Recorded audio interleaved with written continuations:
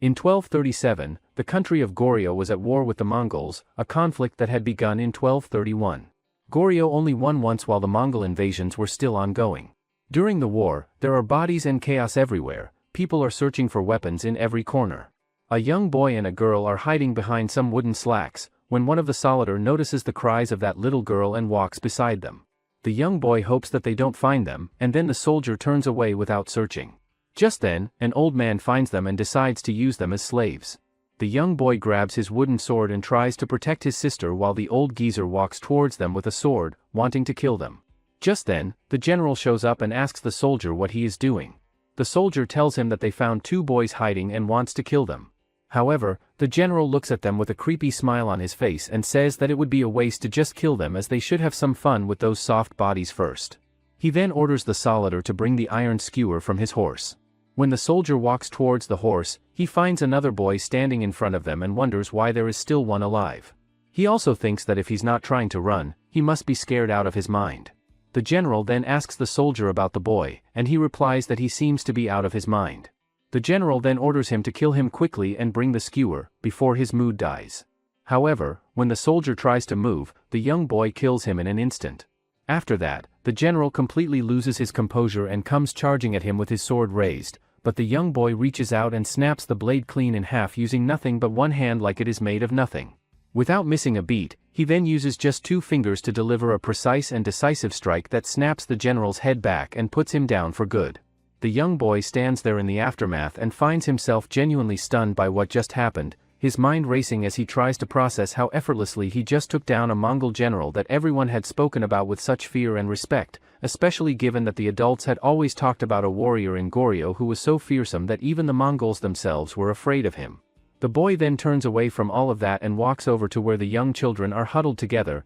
and he takes a moment to acknowledge them and thank them for the courage they showed and for the way they managed to look out for and protect each other through everything. He then tells them in a calm and steady voice that he is going to go and deal with every last one of the threats still out there before coming back for them and asks them to stay hidden and keep out of sight just a little while longer until he returns. After that, the story steps back in time and gives us a look into the man's past, starting with the moment his older brother gave up his own life to protect him. During that difficult stretch of their lives they had been attacked on multiple occasions and were constantly on the run trying to survive, and during those times his brother had sat him down and told him everything he needed to know about who their father Manjiak really was as a person and the circumstances surrounding how he had died. Not long after all of that, the young boy ends up getting captured by a group of people and finds himself being handed a knife and thrown into a situation where he has no choice but to use it to defend himself against whoever comes at him. In the meantime, a guy is having a cup of tea in the building, saying winning the match is important, but in fighting arena, the spectator's opinion of how exciting the fight is matters just as much. A girl named Hongseal, who is the arena owner, tells him that a match between 6 ordinary slaves who haven't become his warriors or arena fighters yet, versus his man is a useless fight with obvious outcome. She also says that she can't agree to a match when she knew from the start she will be losing a deal. However, the guy says that he will pay her the price of 20 slaves whether she win or lose and she won't need to pay out any winnings. Hongseal then realizes that this guy is completely insane. She then tells him that she appreciates the offer, but it doesn't fit with her arena's principles. Hongseal's assistant leans in and quietly lets her know that this particular guy has some seriously powerful people backing him up behind the scenes, and while she is not thrilled about the situation at all, she makes it clear that there is no good reason to go out of their way to make an unnecessary enemy out of someone like that. Hongseal's assistant then turns to the guy and tells him smoothly that they will get everything prepared right away and follows that up by asking which warrior he is planning to send into the match on his end. The guy responds by saying that he is going to put his own personal bodyguard into the fight,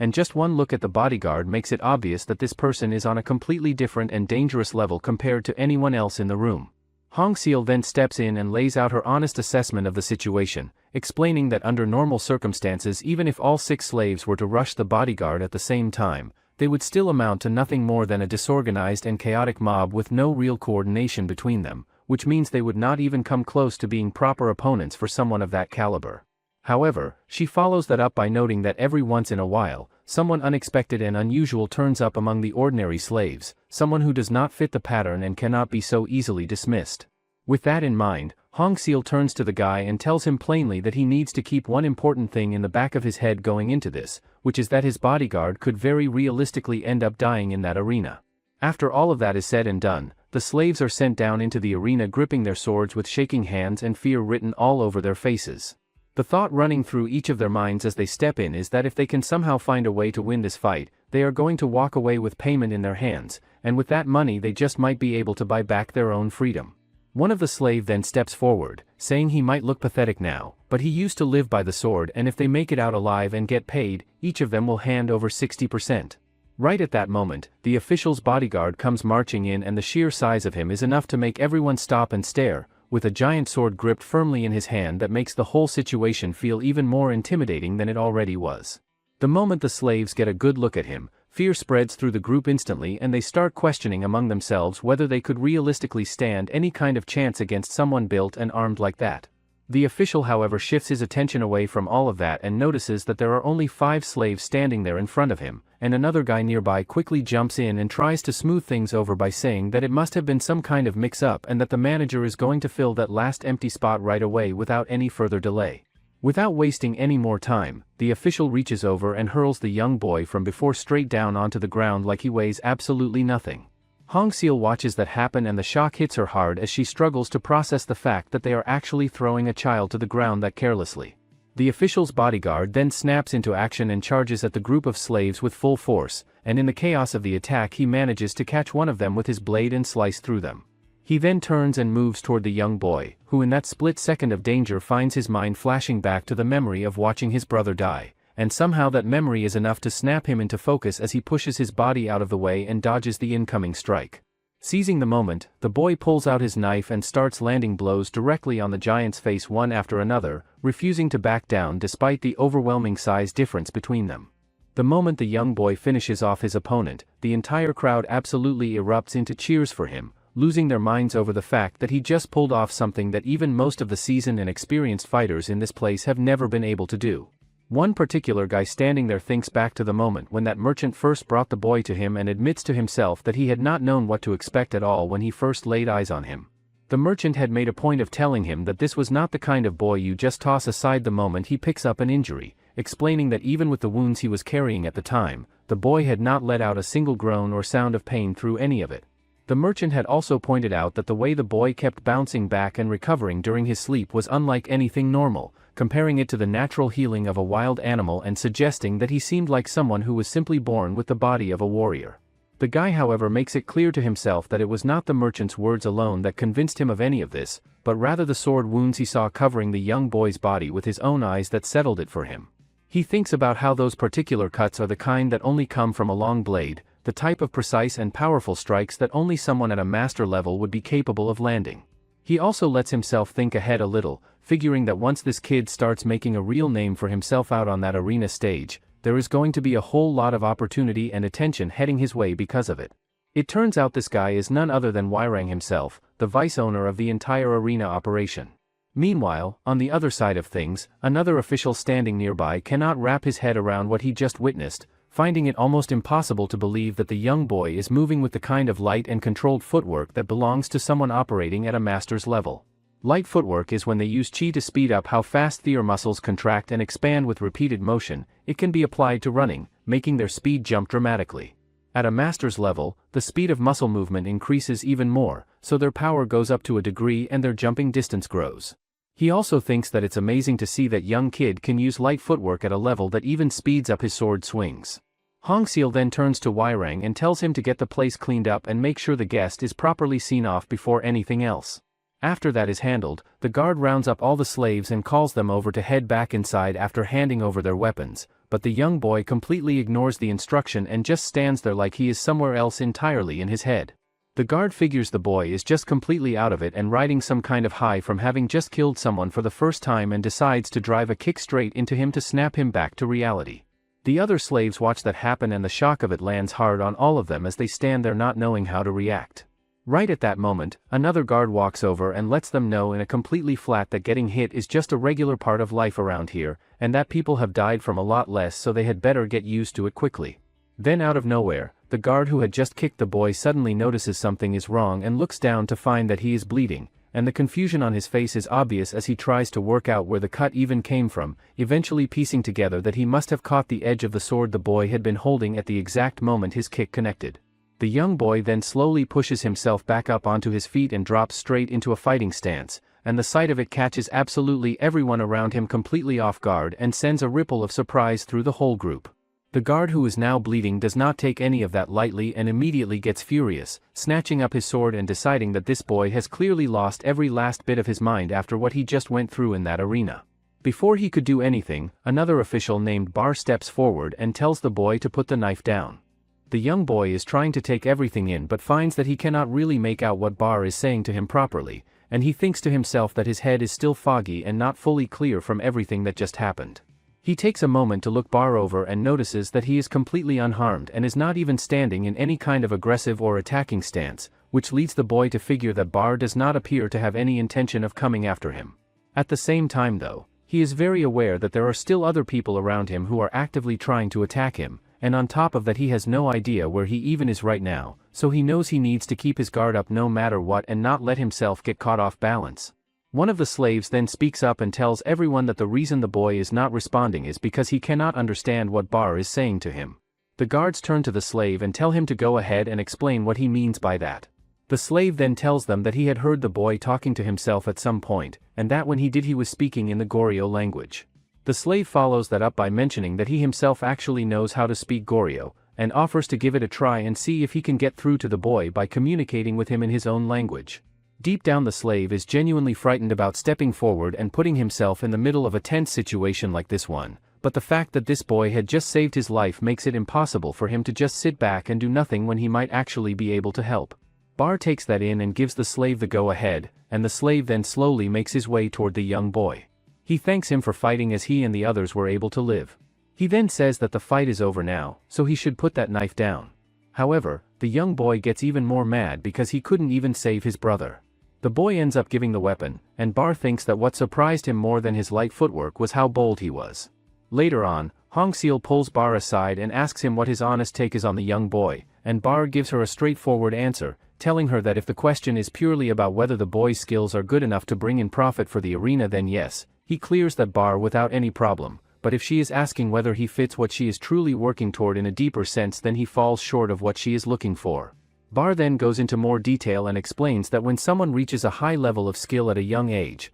people tend to throw the word genius around pretty freely to describe them, but in his view that is not what real genius actually looks like. A true genius, he says, is someone who climbs to a level that nobody else can even come close to reaching or touching. Bar also points out that the boy has already stepped into the killing ground of the arena and made himself impossible to ignore in the process, which means the fights are only going to keep coming at him one after another from this point forward. On top of that, he notes that unlike the bodyguard the boy faced before, there are plenty of fighters spread throughout the mid-level arenas who are more than capable of reading and reacting to his speed without getting caught off guard by it. Hongseal then thinks through the implications of what Bar is saying and asks him whether sending the boy somewhere better would essentially just be the same as letting him walk free. Meanwhile, in a completely different part of the grounds, the slave from before finds a moment to talk to the boy and fills him in on just how massive the arena world around them really is, explaining that there are hundreds of arenas operating in this region alone and that because of that people have taken to calling the whole area the Arena Province. After that, some of the guards drag the prisoner out of the area, while a chief who has just finished putting together a meal for everyone brings it out to serve. The chief thinks to herself that even something as straightforward as making a single wok of fried rice becomes a whole production when you are surrounded by nothing but grown men all day long. She then glances around the space and spots the group of slaves that came in just yesterday, and right away she figures that they are about to use discipline as a convenient excuse to go ahead and bully them all over again like they always do. Then something catches her eye and stops her thoughts in their tracks, as she notices the young boy standing there among them and finds herself wondering what exactly he is doing in a place like this. The young boy meanwhile is taking in his surroundings and looks up above him, quickly realizing that the ceiling is completely blocked off and sealed up with no way through. He then starts quietly wondering to himself whether this whole place is supposed to be some kind of training yard. Right at that moment, another guy makes his entrance into the space, and the guard standing nearby tells him that he went ahead and gathered all the slaves together specifically to introduce them to him.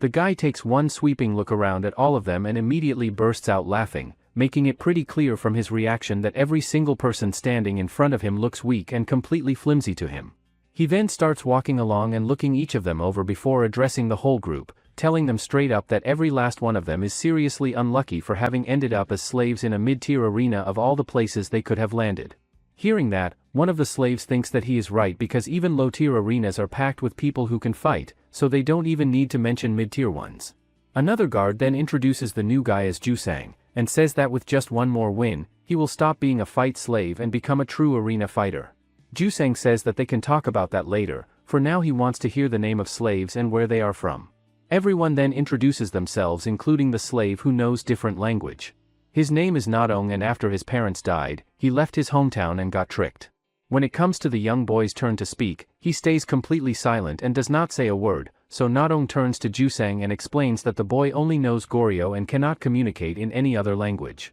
Nadong then switches over and starts talking to the boy directly in Goryeo, telling him that he needs to go ahead and give his name and explain how he ended up in this place. The boy, however, makes it clear that while he is willing to share his name, he is not comfortable doing it in front of all of them and does not want everyone present to hear what he has to say. He also calls out what is happening around them, saying that this whole setup is not any kind of real training and that they are just gathering everyone together as a way of intimidating and scaring them into compliance. Nadong is genuinely caught off guard by that response and stands there for a moment thinking that there is absolutely no way he can just turn around and repeat any of that out loud to the others. So instead, Nadong turns back to Jusang and tells him that the boy said he only just woke up recently and that he has not been able to remember his own name yet. That explanation does not go over well at all, and Jusang immediately gets furious and responds by slapping Nadong hard across the face. Around the same time all of this is going on, Bar is up in his room and picks up on the sounds of the commotion happening below, and the chief walks over and tells him that he should head down and go take a look at what is going on for himself.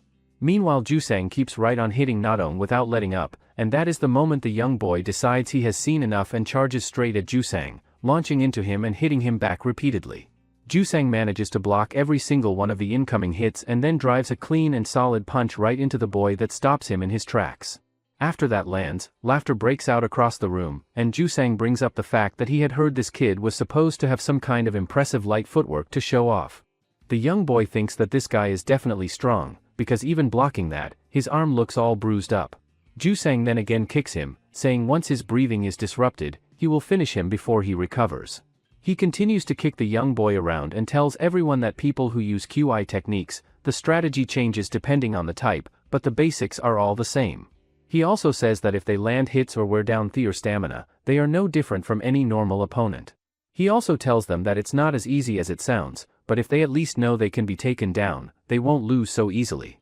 Just then, Bar arrives and wonders if everything is over by now. He also thinks that Jusang is arrogant, but he is not completely wrong. He thinks that light footwork is actually the easiest QI technique to counter, and even in that match earlier, he only landed that surprise attack because the opponent didn't see the light footwork coming. So, just being able to use light footwork is impressive, but if he can't learn any other chi techniques, getting stronger will be hard. Later, the vice owner calls the massive build bald guy and punches him in the face. He asks him how they dare lay hands on something he personally came to claim. The bald guy apologizes to him saying he didn't know that guy was so important to him. The vice owner says that there is no way a trash like him could recognize that talent, but even if he doesn't live up to all his expectations, he's still guaranteed money in this arena. Meanwhile, Jusang says that that's enough for lesson now, and it's time to show what happens when they jump a kid without fear. The then orders others to drag the young boy here since he's so arrogant with his light footwork, they should at least smash his legs. Seeing that, Bar wonders if he has been too soft on them lately, as they are starting to treat the arena's property like their own. The young boy pushes himself back up onto his feet once again, and Jusang looks at him and comments that they had been deliberately holding back enough to make sure they did not actually kill him, but that this kid is clearly built tougher than most. All of the other slaves around him start frantically trying to get through to the young boy and tell him not to go charging in again because if he does he is going to end up losing a whole lot more than just a leg this time around. The story then dips back into a flashback where the young boy is in the middle of a training session with his older brother and asks him whether they really have to put themselves through something this intense and brutal just to train chi techniques. His brother then takes the time to explain what makes their father's martial arts so unique and special compared to everything else and lays out exactly why the kind of training they are doing today is absolutely necessary for what they are trying to develop. It is also during this moment that the young boy's name is revealed, and his name is Quan. His brother goes on to explain that chi is an entirely different kind of power that works by amplifying and boosting a person's natural strength from within, and that every single person walking around has it inside them, but the reality is that most people go their entire lives without ever being able to access or use it. Even among the smaller group of people who can tap into it, the level of strength it produces varies significantly from one person to the next. He also explains that martial arts systems built around controlling and directing qi are referred to as qi techniques, and that most of these systems work by stirring and building up qi through very deliberate and controlled patterns of breathing. Snapping back to the present, Quan makes a decision in that moment and reaches back into everything his brother taught him, calling on the Jingak technique and putting it into motion, which immediately sends a visible wave of shock through everyone watching who had absolutely no idea what they were about to see. After making his decision, Quan launches himself straight at Jusang, and the moment he does, Jusang's expression shifts into one of pure shock as he realizes that this boy is actually pulling off light footwork at that level without any hesitation. Quan then follows through and manages to catch Jusang right in one of his eyes, damaging it, before driving a sharp and direct punch straight into his neck that takes a serious toll on him. Quan then follows all of that up by landing a hard kick right into Jusang's face to pile on even more damage, and then grabs him and slams him down onto the ground with everything he has. One of the other guards steps in at that point and drives a kick into Quan to try and force him to stop, and then calls out to the rest of the group, telling all of them that they need to stop holding back and just rush Quan all at once, making it clear that Quan is a killer and that he is not going to let any of them off easy if they give him the chance. Seeing that, Bar finds himself completely thrown off because in all his years he has never once seen anyone manage to use a qi technique while in the kind of physical condition Quan is currently in, and he genuinely cannot wrap his head around how the boy is still pulling off light footwork on top of everything else. He also thinks back to the earlier match and recalls that Quan had used Jingak first before transitioning into the light footwork, and at the time that sequence had struck him as strange and out of place in a way he could not quite pin down. Now standing here watching it happen again, Bar arrives at the conclusion that Quan's level of talent is something that sits completely beyond anything he currently has the ability to measure or fully understand. Just then, Hongseal shows up and tells Bar to open the door. When Bar and Hongseal enters the ground, everyone is surprised to see them. Hanjeal can already guess what's going on, and tells the others that if they are doing this kind of things during mealtime, then they need good amount of beating. Hongseal then approaches Quan saying he needs some breaking in. She then attacks him using her sword, but he dodges it quickly. Bar stands there and thinks through what he is observing, and it hits him that Hongseal has never once in the past shown any kind of personal interest or involvement in the internal conflicts and fights that break out between the arena slaves, so the fact that she is now stepping in and personally handling the punishment of a kid who is not even fully at fault for what happened reads very clearly to him as a warning being sent to everyone watching. On top of that, he also thinks about how even after he gave her a pretty negative evaluation of the boy, she is still clearly holding on to some kind of expectation for what Quan might be capable of down the road. After taking the beating that has been coming at him from all sides, Quan finally hits his limit and drops to the ground completely unconscious, and Hongseal wastes no time turning to Bar and telling him to go ahead and call for a physician to come and take a look at the boy. Across the way at the same time, the chief finally lets out a long breath of relief now that she has actually gone ahead and spoken to Hongseal about the whole situation, and even though Quan ended up getting beaten up pretty badly in the process, she takes some comfort in knowing that something like this is not going to be allowed to happen again going forward. Sometime later, Nadong finally comes back to consciousness and opens his eyes to find himself wrapped up in bandages from head to toe, and notices right away that whatever he is lying on feels surprisingly soft beneath him. He then pulls his gaze around the room and the shock hits him instantly when he realizes that Hongseal herself is sitting right there in the same space as him. Nadong then snaps his head away as fast as he possibly can the moment he realizes that Hongseal is actually in the middle of changing her dress right there in the same room. The maid standing nearby points out that she had told Hongseal to go somewhere else to get changed just in case he happened to wake up while she was doing it, but Hongseal brushes the whole thing off and says plainly that she could not care less whether someone like him catches a glimpse of that.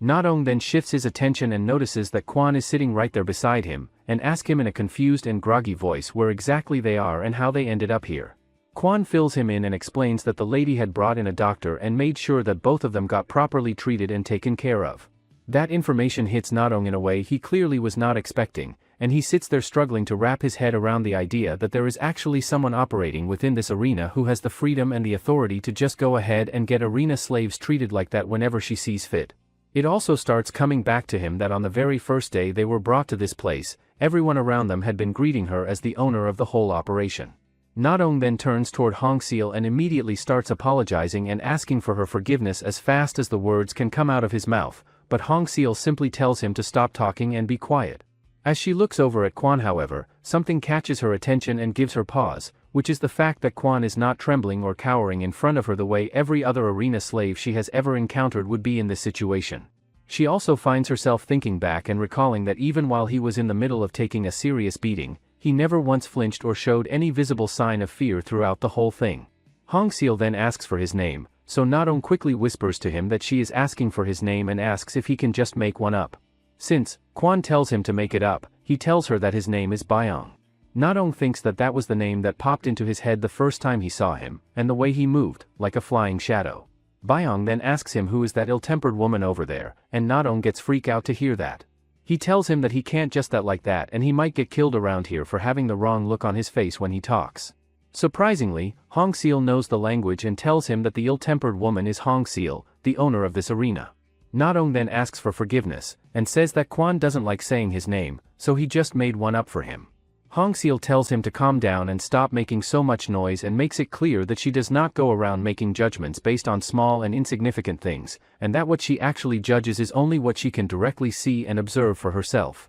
She also tells him that if he likes the name he has been going by, then that is perfectly fine and there is nothing more to say about it. Hong Seal then announces that she is going to call him Byong from this point forward and tells him to get up and come along with her. Earlier, Bar had sat down with her and told her that Byong is not just someone with a large capacity but that his vessel itself is on an entirely different level compared to anyone else. Bar had gone further and explained that the reason he had struggled to give a proper evaluation of him was because a talent like his was simply something he had never even thought to imagine could exist, and that if Byong continues to grow and develop from where he currently stands, he could end up becoming a top-tier master the likes of which nobody has ever seen before. Snapping back to the present, Hong Seal takes him out to a market, and as she walks she thinks to herself that before they even begin thinking about training him the right way, there is something far more important that needs to be established first, and that thing is loyalty and trust. Right at that moment, the arena owner himself, whose name is Hogwang, shows up out of nowhere and immediately starts mocking Hong Seal, making a dig about how she has apparently taken up babysitting as a new hobby. He also makes it clear that the two of them both know perfectly well that slave arena fights are nothing more than a business at the end of the day, and that if she is genuinely serious about moving up and competing at a top-tier arena level, she is going to need real and serious talent to make that happen. He then steps aside and introduces his own slave, whose name is Jaeyoung, someone he says he went out and personally scouted himself. Jaeyoung takes one look at Byong and says that he looks so completely weak and underwhelming that if he does not turn around and run away right now, he could end his life right here on the spot with a single blow. Byong's response to all of that is not exactly what anyone was expecting, as he simply starts yawning and casually mentions that sitting around listening to people chatter away in some language he does not understand has a way of making him feel incredibly sleepy. Hong Seal then turns to the other guy and smoothly explains that this kid is not really one for long conversations and follows that up by saying that the two of them need to get moving because they are already running behind schedule. Jaeyoung then leans over to the guy and asks whether he wants him to just go ahead and take the kid out right here and now, but the guy tells him to hold off and wait, explaining that people are going to start paying closer attention to and watching out for Byong's chi technique now that they have seen what he can do, so for the time being Jaeyoung should put all of his energy into his own training and development. Meanwhile, on the other side of things, Hong Seal picks out some really good and tasty food and buys it for Byong, thinking to herself as she does that for kids, whoever feeds them something delicious automatically starts to feel like a trustworthy and good person in their eyes, and if Byong starts seeing her that way, then earning his trust is going to come naturally from there. When Byong sees the food in front of him, something in him shifts and his mind gets pulled back into the past to a memory of his brother giving him the exact same kind of thing back when they were still together. He thinks about how much younger he was during those days and how he had absolutely no real understanding at the time of just how hard his brother was working and sacrificing to make those small moments possible for him. Then as the two of them are walking along, Byong quietly spots a homeless kid on the side of the road, and without making any kind of big deal out of it, he walks over and hands the food over to the child instead of keeping it for himself. Hong Seal asks him why he is not eating it when she went out of her way to buy that, as once he goes back to the arena, he won't be able to eat treats like this. Byong says that he doesn't deserve stuff like that and just need whatever food keeps his body in shape to fight. Hong Seal then takes him to a restaurant and tells him to at least eat his meal, as he himself said that he needs to eat if he is going to keep fighting. Byong settles in and starts eating, and while he does, Hong Seal takes the opportunity to ask him something that has clearly been on her mind, which is how it is that he never once tried to make a run for it even during the moments when he clearly had the chance to do so. Byong looks at her and asks her straight up why he would ever want to run away in the first place, and she responds by pointing out that if he goes back to the arena he is going to be thrown into fight after fight where death is always a very real possibility waiting for him. Byung takes that in and tells her simply that the only reason he is staying and not going anywhere is because fighting is exactly what he came here to do, which clearly catches Hong Seil completely off guard. He then goes further and explains that his plan is to become the strongest person in this entire place, and once he has done that he will walk out on his own terms, and nothing about that plan involves running. Hearing that, Hong Seil finds a genuine smile spreading across her face as she thinks to herself that she is starting to like this kid increasingly with every passing moment. She then reaches over and helps him out by scooping more food onto his spoon, and that small gesture unexpectedly triggers something deep inside Byung as it reminds him of his brother doing something just like that for him back in another time. The memory hits him harder than he expects and tears start quietly forming in his eyes, and Hong Seil notices and finds herself wondering whether his thoughts have drifted back to his family. She then thinks through the situation and realizes that if she moves in and offers him comfort right at this moment, it could soften something in him and push him toward following her lead more willingly. She reaches out and gently pats him on the head, but Byung does not lean into it and instead tells her not to do that. Several years pass, and the scene jumps forward to the arena where a guard comes to find Byung and tells him that it is time for him to go out and fight. Byung, who is now visibly stronger than he has ever been before, simply looks up and says that he is ready. The guard then turns to him and asks why he bothers going through all of that every single day without fail and tells him that at the very minimum he should at least be saving his energy and strength for the actual matches that matter. Byung simply replies that what he just did was nothing more than a warm-up to get himself loose before the real fight gets underway. The guard does not let it go and starts up with the mocking again, so Byung does not waste any time and tells him straight to his face that he is so far above him in terms of strength that he could put him on the ground and knock him out in a single shot without breaking a sweat. On his way out to the arena, Byung comes across a group of the other slaves who let him know that they have all come out to watch his match and cheer him on. They also open up a little and admit that while they have managed to stay alive up to this point, the reality of their situation is that any given day could be their last and there is nothing they can do to guarantee otherwise. Byung listens and then tells them plainly that whoever he is being put up against today is not something they need to spend any energy worrying about because he is going to handle it, and that their focus should be on looking out for themselves instead. Nadong stands there listening to all of this and thinks quietly to himself that they all already know deep down just how far above them Byung really is in terms of ability, even without him ever having to say it out loud. But at the end of the day, no matter how strong he gets or how many fights he wins, to all of them he is still just that same kid they first crossed paths with when everything started, and because of that they are always going to worry about him no matter what he says. On the other hand, Hong Seil tells someone to cancel the match, but the guy says that they have already turned down Byung's fight so many times that Theater Arena's reputation has taken a big hit. The official then says that they accepted a match request from a noble already and if they cancel now, the losses will be huge. However, Hong Seil says that she will bear the loss as he has to cancel it. She also mentions that the official seems like crossing the line lately, but he replies that he is saying this because he cares and he knows she still expects great things from Byung's talent. He also says that all he has till this day is just light footwork and his cutting technique and movement are superb, but that alone won't let him touch top arena fighters. Byung's match starts off with a real arena fighter named Gwaku who used to be pretty famous, then disappeared. The crowd gets hit with a wave of shock when they realize that the person standing across from Gwaku is none other than Byung, someone who as far as most people know can only really use light footwork and not much else beyond that. Gwaku stands there and finds himself wondering why the noble even wanted to set up a match like this in the first place and then reminds himself that the noble has never really been someone who is easy to read or figure out. Right from the very first moment the match starts, Byung does not hesitate and charges straight at Gwaku with his knife already in hand, and the speed of that opening move catches Gwaku completely off guard as he finds himself wondering what on earth is wrong with how fast this kid is moving. Gwaku then decides to stop holding anything back and charges right back at Byung with full force and manages to connect with a hit that lands solidly. Byung takes the impact and immediately registers just how fast and how strong this guy really is, and the force behind that single punch is enough to leave one of his bones broken. Everyone watching comes to the same conclusion pretty quickly, figuring that with an injury like that there is no way Byung is going to be able to keep using his light footwork, and that the match is essentially already over. Bar watches from his spot and thinks through what just happened,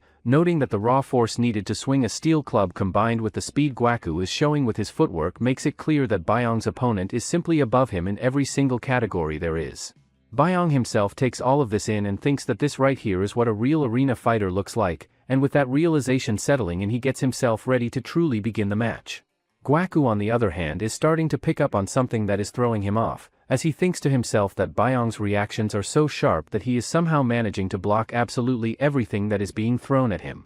A guy sitting in the crowd with a noticeable scar across his face watches the match closely and thinks to himself that being able to keep a chi technique going even with broken breathing does sound impressive on the surface, but once a person actually understands the trick behind how it works, it stops being anything particularly special or remarkable. Byong then makes his move and goes for a strike on his opponent, but Gwaku reads it and gets out of the way without much trouble at all. Bar watches that exchange and thinks through what it means, noting that under normal circumstances when someone is visibly hurt and dealing with an injury, most fighters automatically assume that the injured person is no longer capable of using chi techniques anymore, and that assumption is exactly why they keep getting caught off guard and struggling to avoid Byong's sudden attacks when they come out of nowhere. The fact that Gwaku dodged it like it was nothing, however, tells a completely different story about what kind of fighter he is dealing with. The opponent then finds his opening and drives his massive weapon into Byong with serious force, catching him completely off guard and leaving him reeling. Byong processes what just happened and figures that the only reason he managed to push him away in that moment was because Gwaku had gotten too close to generate a full swing with his club, but even with that working in his favor, the damage is real and his back feels like it has been completely shattered from the impact. The opponent then follows up by driving a kick straight into Byong that sends him flying across the arena and crashing hard into the wall. Gwaku thinks to himself afterward that he barely felt any real resistance on impact, and that the only thing worth acknowledging is that Byong managed to jump back in that split second before the full force connected, which at least shows that his reaction speed is genuinely good. In the meantime, Bar wonders if the opponent understands Byong's martial arts or not, but he's an experienced fighter. He also thinks that he keeps his distance so there's no opening for a surprise attack, and breaks his opponent down with clean, solid blows. The other official says that he was expecting Byong to put on a real show, but this is disappointing. The other guy watching from the side decides to weigh in and tells Byong that they had all expected a great deal from him when they first saw how young he was and already using light footwork, but that he never actually grew beyond that starting point and developed further, and that at the end of the day he is nothing more than a slave who happens to know light footwork and nothing else worth mentioning. Gwaku meanwhile thinks to himself that while Byong's movement has genuinely been good throughout the fight, the hard reality is that unless someone dodges with absolute perfection every single time, there is simply no way their body comes through something like this without taking serious damage. Then something shifts inside Byong as the memory of his older brother's death suddenly surges up from somewhere deep inside him and ignites a fire that had not been there a moment before. The story then slips back into a flashback where Byong and his older brother are spending time together out in the forest, and his brother tells him that being able to keep a chi technique functioning properly even when the body is exhausted or hurt is something that only true masters are capable of pulling off. His older brother then makes a decision in that moment to share something with him that carries even more weight than anything else he had planned to pass on, something he had originally intended to hold back until Byong was older and ready for it. Snapping back to the present, Byong pushes his broken body into motion and dodges his opponent's incoming strike, and while the move works, he still ends up taking damage as his arm gets cut in the process. But without letting even that slow him down, Byong drives his blade straight into the opponent's neck in one sharp and decisive motion. The entire crowd erupts in disbelief at what they just witnessed, with everyone asking out loud how someone who looked like they were seconds away from collapsing suddenly found a way to move faster than ever. Nobody can wrap their head around the fact that a fight slave just walked out of a match against a trained arena fighter and came out on top. It turns out, Byong's brother told him that their father's martial arts let him use chi even when he is exhausted or his breathing is broken, so he can push out power beyond what his chi technique could allow. However, he tells Byong not to use that or else he could die. Byong then walks towards his cell, thinking that he is going to get even more stronger. Watching everything that just unfolded, Bar finds himself with a question he cannot shake, and that is whether what just happened was simply some kind of sudden power surge that only kicks in during moments of extreme crisis, and if that is not the case, then why Byong has never once shown a chi technique operating at that level during any of his previous fights until right now. He also thinks about the fact that Byong has never been someone who opens up and talks about himself or his background, and that up until this moment Bar had never really felt the need to push and ask, but now for the first time he finds himself genuinely curious about the martial arts Byong has been trained in and who exactly the person behind that training was. As it turns out, chi techniques as a whole are generally broken down and categorized into three distinct types, which are light body techniques, power boosting techniques, and explosive chi techniques. Light body techniques work by using chi to speed up the rate at which the muscles contract and release during repeated movement, and because of that they can be applied to continuous motion in a way that typically makes explosive running significantly faster than it would be otherwise. When someone reaches the master level with this type of technique, the increased speed of the muscles also starts generating a noticeable boost in raw power as a secondary effect, and it also extends the distance and height of their jumps in a way that would not be possible without it. Power boosting techniques on the other hand work differently by directing chi specifically into concentrated muscle groups, which results in a significant increase in the person's ability to lift heavy things and maintain a crushing grip strength that goes well beyond what the body could produce on its own. In the same way that light body techniques are built for sustaining speed across continuous movement, a master of power boosting techniques is actually capable of pulling off a single explosive jump that goes faster and farther than even a master of light body techniques could manage in that same one-time burst. Bar then turns his attention back to what he just witnessed and thinks about how what Byong is showing right now with his light body technique is not simply faster than what his opponent can keep up with, but that the speed he is reaching is something that by all rights should only be achievable by someone who has mastered power boosting techniques, which makes what Byong is doing even harder to explain or categorize. Hong Seal then cuts through Bar's thoughts by telling him to go and get the physician over to Byong right away since he needs to be back on his feet and ready to go as soon as possible. Bar however finds his mind drifting as he thinks about how Hong Seal must have picked up on exactly what he did when it comes to Byong's light body technique, and he finds himself wondering whether she is going to go ahead and place another bet on that talent of his and commit to training him properly this time around. Meanwhile, another arena fighter by the name of Yuan makes his way over to Byong and tells him straight up that he had been hearing rumors going around about a fight slave who was supposedly able to use light body techniques, but that he honestly never expected the reality of it to be anywhere near as impressive as what he just saw with his own eyes. He also says that if he beat him, he can become an arena fighter here on the spot and asks if he wants to give it a try. Byong just walks by him saying if he moves to another arena he might think about it. Later, Byong gets checked up by a physician who tells him not to move too much for a while, or else the bone won't set properly. Hong Seal then arrives and hits Byong in the head out of nowhere, saying if he is going to train by jumping into life or death matches, he might as well say he want to die. Just then, a granny shows up who is the arena overseer and says that they should bury Byong here and end it. After that, Bar arrives and informs Hong Seal that the vice owner forced another reckless match. As it turns out, the other slaves find themselves going up against a mysterious guy whose face is partially hidden and carries a noticeable scar across it.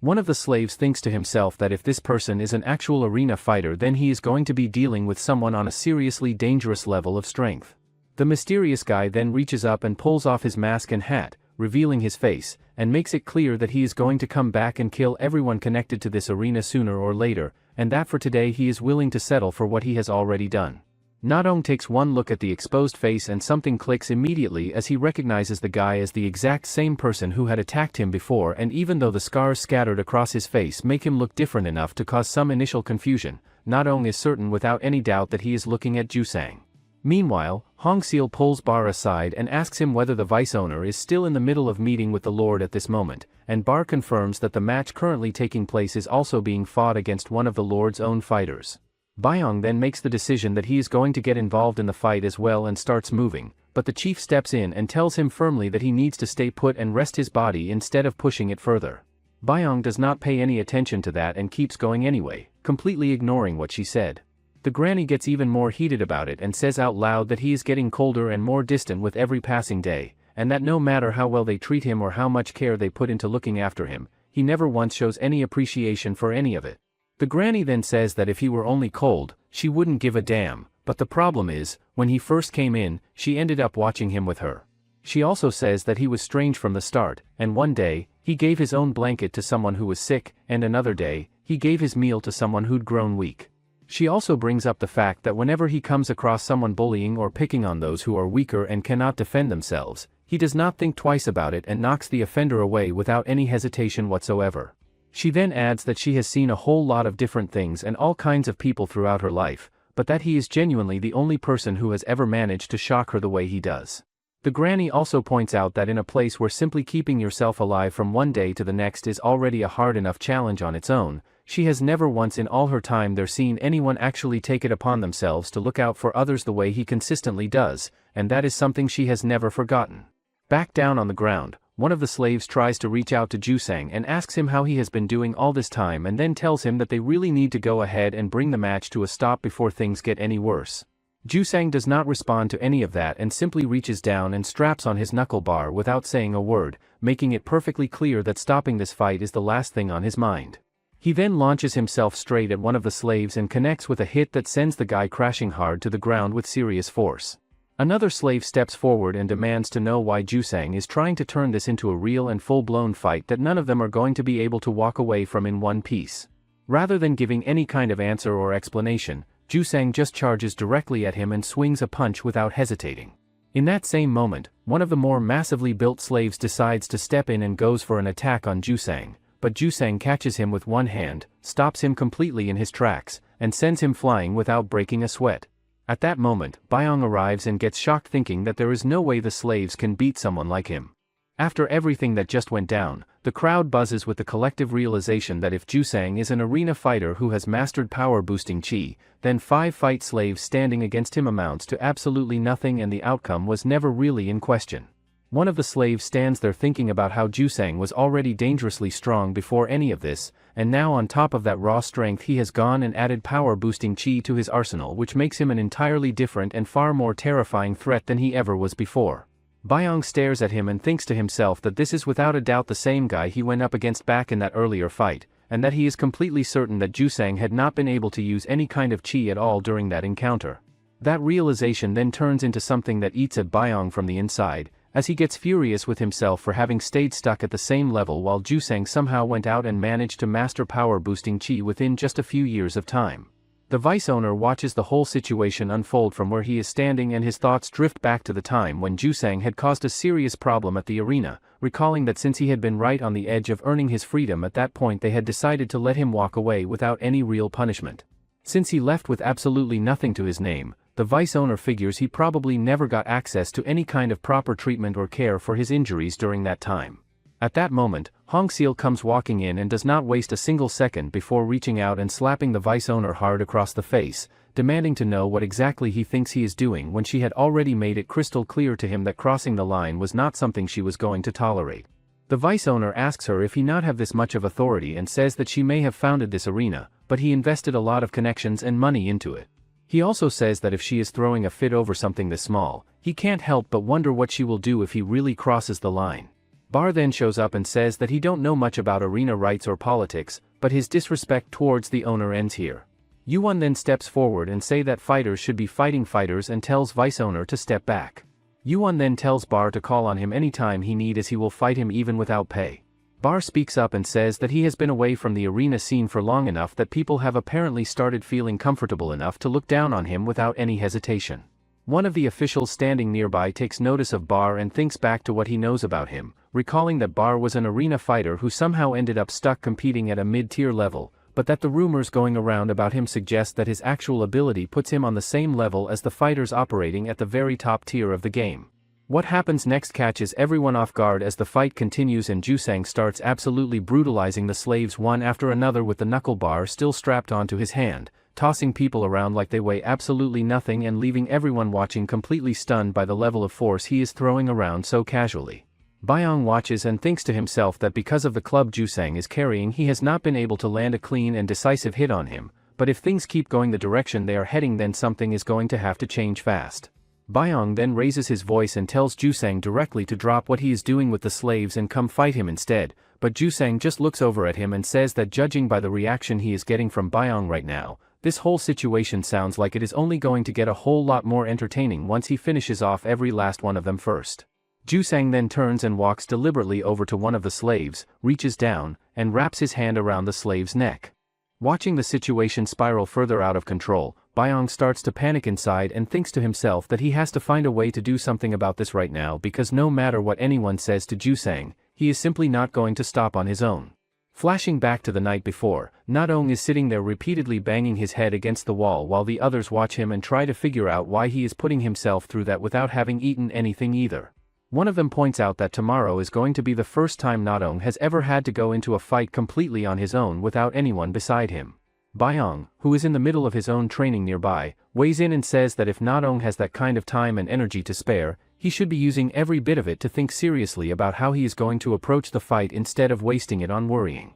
Nadong fires back and tells him that it is easy for someone like him to say something like that because he is strong, and that people who are weak do not have the luxury of just switching off the worry the way he makes it sound. Byung pushes back and says that this is actually the exact reason why he thinks harder than anyone else about how to fight, and he tells Nadong straight that if all he does is sit around worrying about how strong his opponent is, then he is already as good as dead and he would be far better off spending that energy trying to figure out at least one way to catch his opponent off guard with an ambush. Nadong asks him how a person is even supposed to go about finding that kind of approach when they are in that position, and Byung admits honestly that even he does not have a clear answer to that. He then tells them to work it out themselves, pointing out that between all of them they know a wide variety of different things and that they are smart enough to figure something out if they actually put their heads together and try. He also says that a good technique or weapon for surprise attacks, if their ambush works once, they win. Back in present, Jusang is holding on to Nadong's neck, who thinks that for an ambush, hidden weapons would be best, but hidden weapons are banned.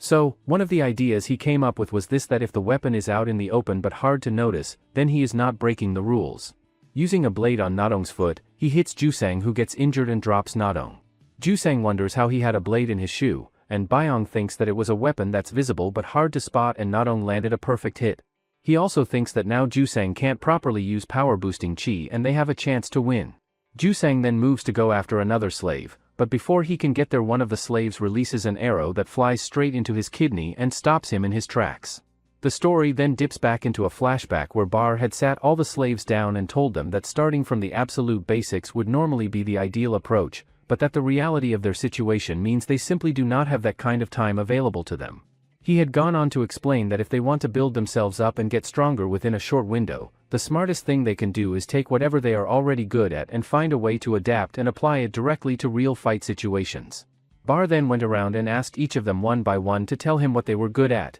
and the slaves went through and shared their individual strengths with him. One of them hesitated and said that he was not particularly skilled at anything especially impressive, but that he was decent at slinging stones and that he could even hit birds out of the air with a fair amount of consistency. Bar had thought about that for a moment and told him that it was actually a genuinely useful skill to have, but then pointed out that throwing knives, hidden weapons, and arrows are all strictly banned inside the arena, which meant he would not be able to use that ability directly. Back in the present, that same slave thinks to himself that nobody ever believed that skill of his amounted to anything worth paying attention to, but that is exactly the reason he had made the choice to fight with a spear, because it still allowed him to throw with the same instinct and precision he had always had. After that, another one of the slaves pushes forward and charges straight at Jusang with a sword drawn and manages to land a clean slash across him that does real damage. With that decisive strike landing, the fight slaves pull off the win and the crowd absolutely erupts into cheers for them. Taking in what just happened, Byung can barely believe that they actually pulled off the win and finds himself thinking that every single one of them genuinely did a remarkable job out there. He then turns his attention inward for a moment and thinks about how he felt something different stirring inside him a little while ago during the fight, something he has not quite been able to put his finger on yet. Meanwhile, Bar turns to Hong Seal and tells her that each one of them stepped up and did exactly the part that needed to be done when it counted. The vice owner tries to brush the whole thing off by saying that Jusang is simply an idiot who let his guard drop way too much and that is the only reason things ended the way they did. Hong Seal then turns to the vice owner and tells him that thanks to him and everything he set in motion, they all got treated to a pretty entertaining match, so she supposes she should thank him for that. She also makes it clear that she is satisfied with how everything wrapped up, and since their guest is still present, she says they should go ahead and call it a day and leave things where they stand. Before she turns to walk away though, she stops and leaves the vice owner with one final thing to think about, telling him plainly that if he has no intention of actually listening to what she says and respecting the boundaries she has set, then he should pack up all of his fighters and slaves and get out of her arena entirely.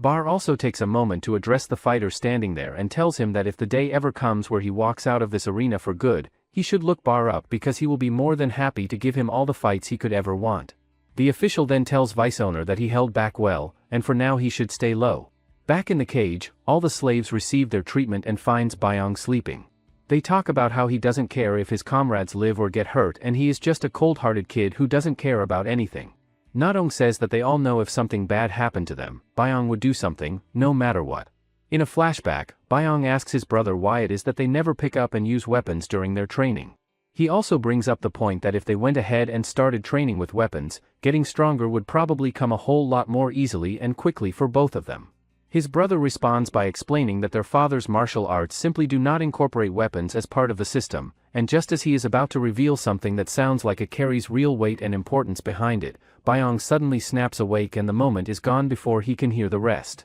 Byung immediately turns his frustration toward Nadong for waking him up, and Nadong tells him to stop wasting time being annoyed because Bar has been looking all over for him and he needs to get moving right away. Despite that, what is really eating at Byung as he gets up is the fact that he cannot remember what his brother was about to tell him, and the feeling that whatever it was carried some kind of real significance keeps nagging at him. Byung then makes his way over and meets up with Bar, who brings him to a specific spot and explains that what they are about to do here is also a form of training in its own right, because watching truly strong people go up against each other and feeling something from that experience has the potential to awaken something inside a person that normal training simply cannot reach. It turns out that the fight they are there to watch involves none other than Jaeyoung, who is squaring off against another arena fighter, and Bar tells Byung to keep his eyes locked on Jaeyoung the entire time because even though he comes from a mid-tier arena background, the level he actually fights at belongs firmly in the top-tier conversation. Jaeyoung's opponent takes one look at the situation and decides to open things up by mocking them,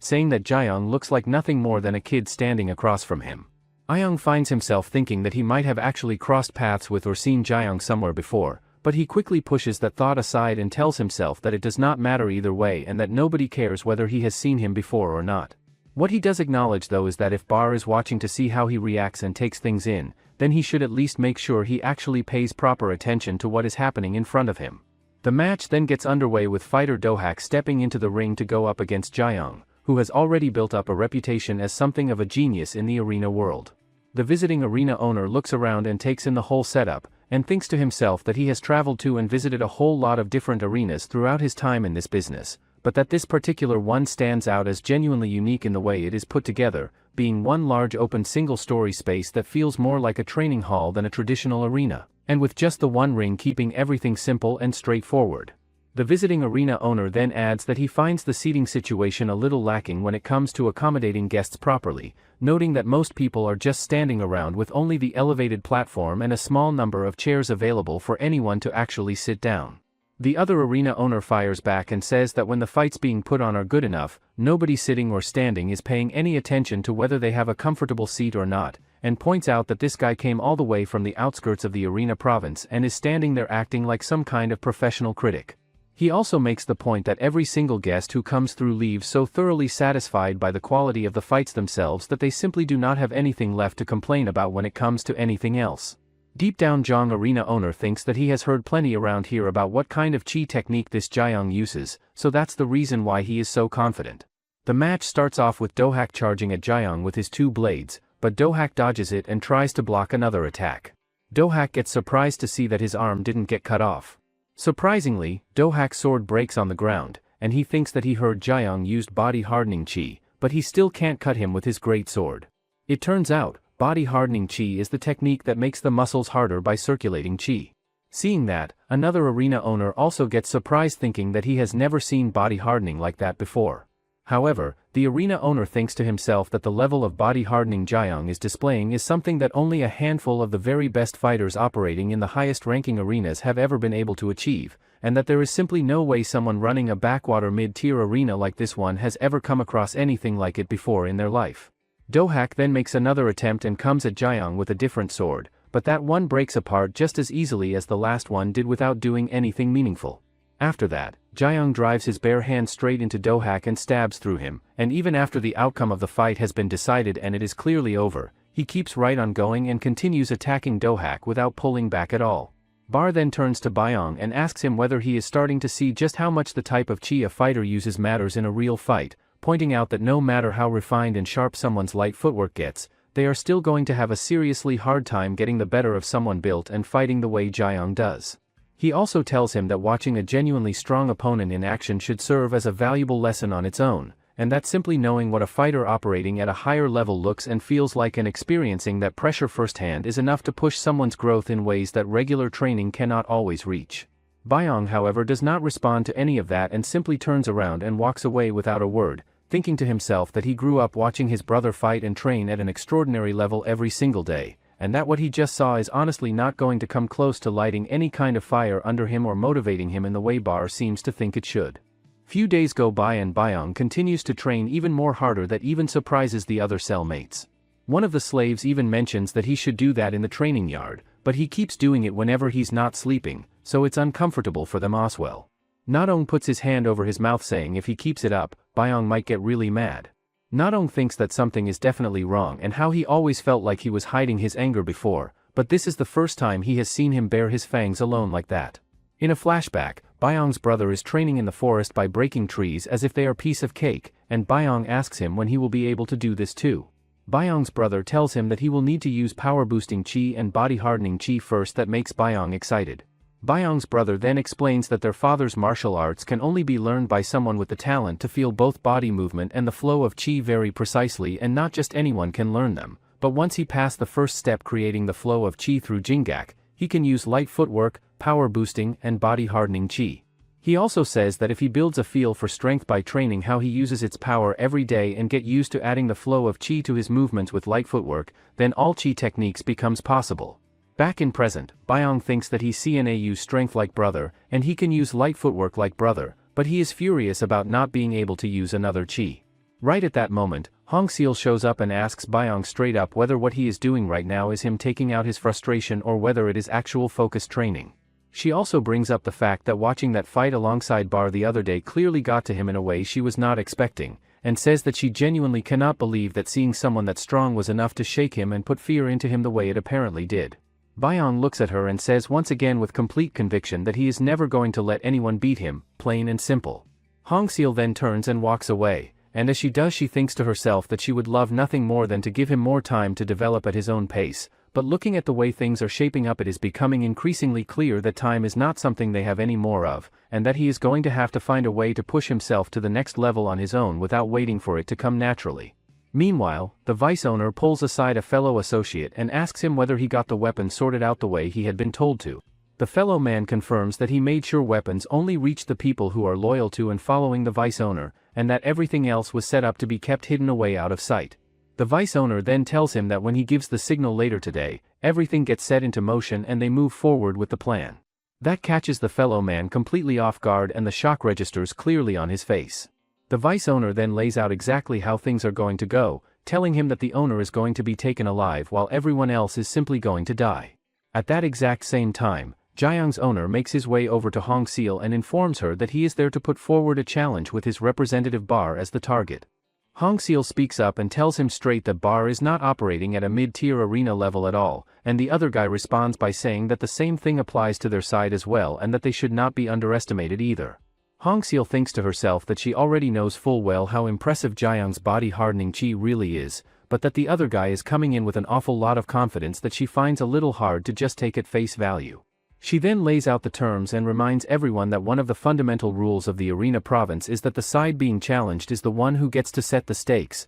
and she announces that she is going to put up 10 gun of silver on top of whatever the spectators bring in through their own bets. The other arena representative accepts the terms of the match without hesitation, and the energy in the room shifts immediately as everyone around them waits desperately and impatiently for the whole thing to get started. The vice owner then makes his way over to Hong Seal and brings up the fact that he heard a match has been arranged and set up. Hong Seal looks at him and tells him plainly that once the bookkeeping gets wrapped up and settled he will be leaving the arena, and that there is really no reason for him to hang around any longer than that. As it turns out, Jiyoung's owner has already gotten exactly what he came for out of this single match, and a large part of that is thanks to the vice owner and the role he played in making it happen. He also thinks back and recalls that ever since word reached him that a woman had gone ahead and opened up her own arena and was running it herself, he had wanted to get his hands on it and take it for himself from the very beginning. Meanwhile, on the other side of things, Byung makes his way over to where Bar is and tells him that he heard a fight was being set up and that is exactly why he came to find him.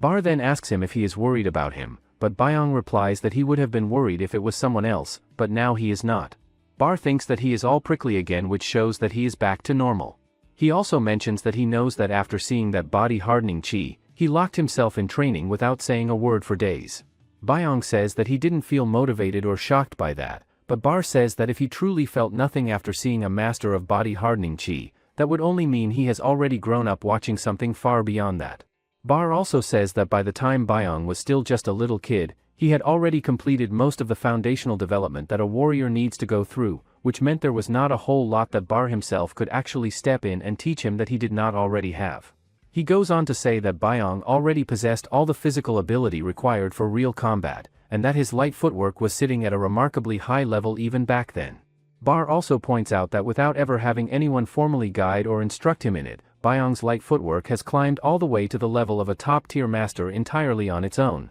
and that the people out there who only respect and value the raw and visible power of techniques like power boosting and body hardening are simply never going to give that the acknowledgement it deserves. Before he turns to leave, Bar stops and tells Byong directly that he carries a level of talent that nobody else can come close to touching, and that he is completely certain that Byong has everything it takes to go ahead and learn another chi technique on top of what he already has. Byong stands there and thinks to himself that he has learned a great deal from Bar over the time they have spent together, so he genuinely does not know what Bar is going on about or why he is saying all of this now. After that conversation wraps up, Bar and Jaeyoung make their way down to the ground for their match, and Jaeyoung does not bother with any kind of feeling out process and just launches himself straight at Bar the moment things get started. Meanwhile, on a completely different part of the grounds, Yuan tracks down where Byong is and wastes absolutely no time before slamming him hard into the wall, telling him plainly that today is the day he is going to kill him. On the other hand, the slaves get to know that Bar is fighting a match, and wonders if they are allowed to go watch. Nadong says that Bar gave them permission to watch high fights, but he doubts the other overseers will allow it. The slaves then notice one of the other guys charging at them with knife. The bald guy then approaches the kitchen and tells the chief that the owner said to clear away the dishes in the training yard and bring over every blanket they can find. Earlier, the vice owner told him to gather anyone close to the owner in the training yard as much as possible because he wants some people to die in front of Hong Seal before killing everybody else. Jumping back to the fight, Jaeyoung keeps right on coming at Bar with the same sharp and precise movements he had been putting on display during his previous match, not showing any signs of slowing down or changing his approach. During one of the chaotic exchanges, Bar manages to get a solid grip on Jaeyoung's arm, and as he does he finds himself thinking about just how incredibly difficult it is to bend the arm even slightly, which tells him a lot about what he is dealing with. Jaeyoung then uses his free arm to sneak in and land a cut on Bar's arm, but Bar responds immediately by grabbing him and hurling him hard into the wall with everything he has. The crowd watches that happen and a wave of surprise ripples through everyone there, because seeing the legendary Bar actually send someone flying into the wall like that is not something people get to witness every day. Hong Seal watches and thinks to herself that while Jaeyoung's body hardening chi is genuinely impressive and hard to dismiss, if he can only apply it to his arms and not his entire body, then this fight has already reached its conclusion whether Jaeyoung knows it yet or not. The vice owner is also running his own thoughts about Bar as he watches, thinking back to how even he had wanted that kind of physicality for himself at one point in time. He thinks about how Bar carries a truly extraordinary body combined with the kind of experience that only gets refined and sharpened through countless brutal fights over many years. He also thinks about how in a mid-tier arena Bar has never really had anyone who could push him to his limits or give him a genuine challenge, and that someone with his level of ability could have easily gone on to become a top-tier fighter or landed a prestigious position as a government bodyguard for some high-ranking official a long time ago if things had gone differently. However, when the owner of Bar's old arena passes away from old age, plenty of people come forward and try to bring Bar onto their side by offering him really attractive and generous terms, but he turns every single one of them down without any hesitation. Because of that, everyone naturally assumes that he is going to pack up and leave the arena province entirely, but instead he ends up joining someone that nobody saw coming and that catches the whole community completely off guard. The vice owner still has no real understanding of why Bar made the choice to serve a woman who seemingly appeared out of nowhere with no established reputation behind her, and at this point he has stopped caring about figuring it out. Hong Seal then turns her attention to the fight and notices that Jaeyoung is pushing himself back up onto his feet once again, which genuinely surprises her because under normal circumstances anyone who had been slammed into a wall with that kind of force would have walked away with a broken back and nothing left to give. Bar watches Jaeyoung stand up and starts wondering to himself whether Jaeyoung might actually be running some kind of body hardening technique across his entire body that is allowing him to absorb damage at a level that should not be physically possible. The vice owner meanwhile has his own thoughts running through his head, and he thinks about how Bar has been the single biggest obstacle standing in the way of this entire operation going smoothly, and that for the plan to have any real chance of working out the way it needs to, Bar either has to be killed outright or put out of commission with serious enough injuries that he cannot interfere. Right at that tense moment, a mysterious figure slips in and presses a cloth soaked in something against Hong Seal's nose, and she loses consciousness almost instantly. At the exact same time on the other side of things, Bar manages to drive Jaeyoung crashing hard into the wall once again with another powerful and decisive strike. The vice owner turns to the official and comments that the fight is getting more and more entertaining to watch with every passing moment and says that it is genuinely a shame that he has to step away from it. He then tells the official that he is going to go ahead and take control of the Lord's property and make sure she gets delivered safely to his house, and that once the match wraps up the official can head straight back without any issues. The match then continues and Bar puts on a display of raw and impressive strength that leaves Jaeyoung with virtually no room to fight back or create any kind of opening for himself. As the exchange goes on, Bar takes note of something specific about Jaeyoung and notices that his fingertips are as sharp and precise as blades while his fists carry the kind of crushing density that makes them feel like iron clubs when they connect.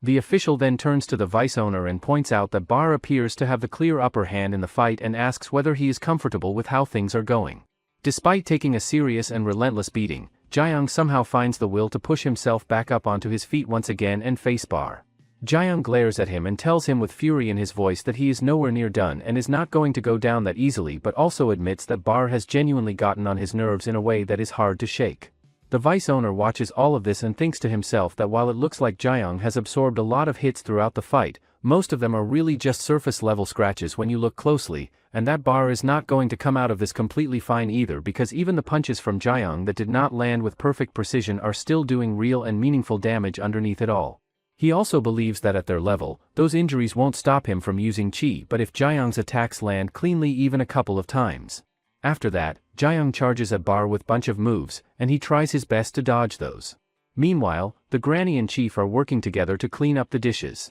The chief tells the granny to rest as much as she can because if she starts resting now, she will stay healthy and live longer. The chef then notices bunch of thugs entering the room, and she tells them that they are still cleaning. One of the guys says that they have to stay here, so they shouldn't worry about them. Hearing that, the chief looks around with a confused expression and wonders what on earth is going on with the atmosphere around here and why everyone is gathered in this spot when they should all be over at the training yard where they belong. Meanwhile, the fight between the slaves and the bad guys is still very much ongoing, but the slaves are somehow holding their own and managing to take down their opponents one by one through sheer determination and teamwork. Nadong calls out to his comrades and tells them that they absolutely need to get their hands on weapons as soon as possible, which means they have to make their way to the training yard right away, and on top of that they have to find Byong before anything else happens to him. As Nadong looks around and processes everything unfolding around him, he picks up on the fact that they are clearly not the only ones being targeted in all of this, and that the sheer scale and coordination of everything happening at once points very clearly to the fact that there is a specific goal behind it all and that somebody with a plan is pulling every string from behind the scenes.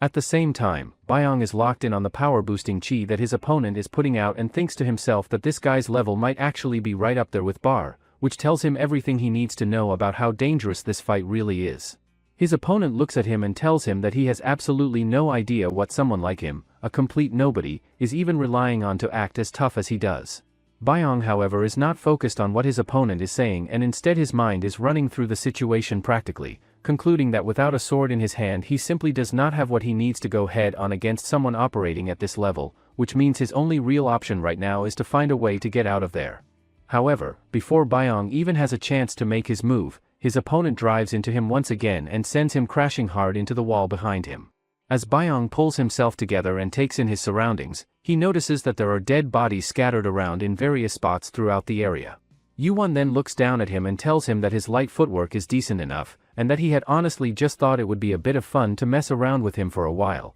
but that when it comes down to it he is really no different from any of the other slaves around here. He then reaches down and draws his knife, saying that he is going to finish him off quickly and be done with the whole thing. He then releases his power-boosting chi all at once in a single explosive burst and launches himself into the air in one massive leap, but Byong reads the trajectory and manages to get completely out of the way before it connects. Byong lands and the thought that immediately runs through his head is that this guy might actually be on an even higher level than Bar, which is not a comfortable realization to have in the middle of a fight. Yuwon then follows up and drives a kick straight into Byong's ribs, adding even more damage on top of everything his body has already been put through. At the same time, the situation is getting just as dire on the other side of things as the other slaves find themselves completely boxed in and surrounded by the bad guys, who are calmly telling them that they are going to take turns killing each one of them off one by one. Nadong stands there taking it all in and thinks to himself that for this many people to have coordinated and launched something like this all at once, there has to be someone behind it all pulling the strings and running the whole operation as a deliberate plan. He then wonders if he should snatch a sword, only then can he hold out until Bar or Byong gets here. The chef then asks the thugs why they are locking them up, as if the owner finds out, they are going to be in big trouble. Upon hearing that, the thug starts laughing, which shows that he is not afraid of the owner at all. Right at that moment, the vice owner comes walking in and the granny immediately makes her way toward him, telling him that once he hears about everything that has been going on he is going to be absolutely stunned by it. She goes on to tell him that not only did the others go ahead and lock them up, but they even went so far as to threaten the other slaves on top of that. What happens next shocks everyone standing there, as the vice owner reaches out and slaps the granny hard across the face without any warning or hesitation. The chef immediately rushes over to her and breaks down crying, telling the vice owner through her tears that it does not matter what his title is because the owner is never going to forgive him for doing something like that. One of the vice owner's own slaves then comes forward dragging Hong Seal along with her hands tied up behind her back, and right there in front of everyone the vice owner starts throwing punches at her without any restraint.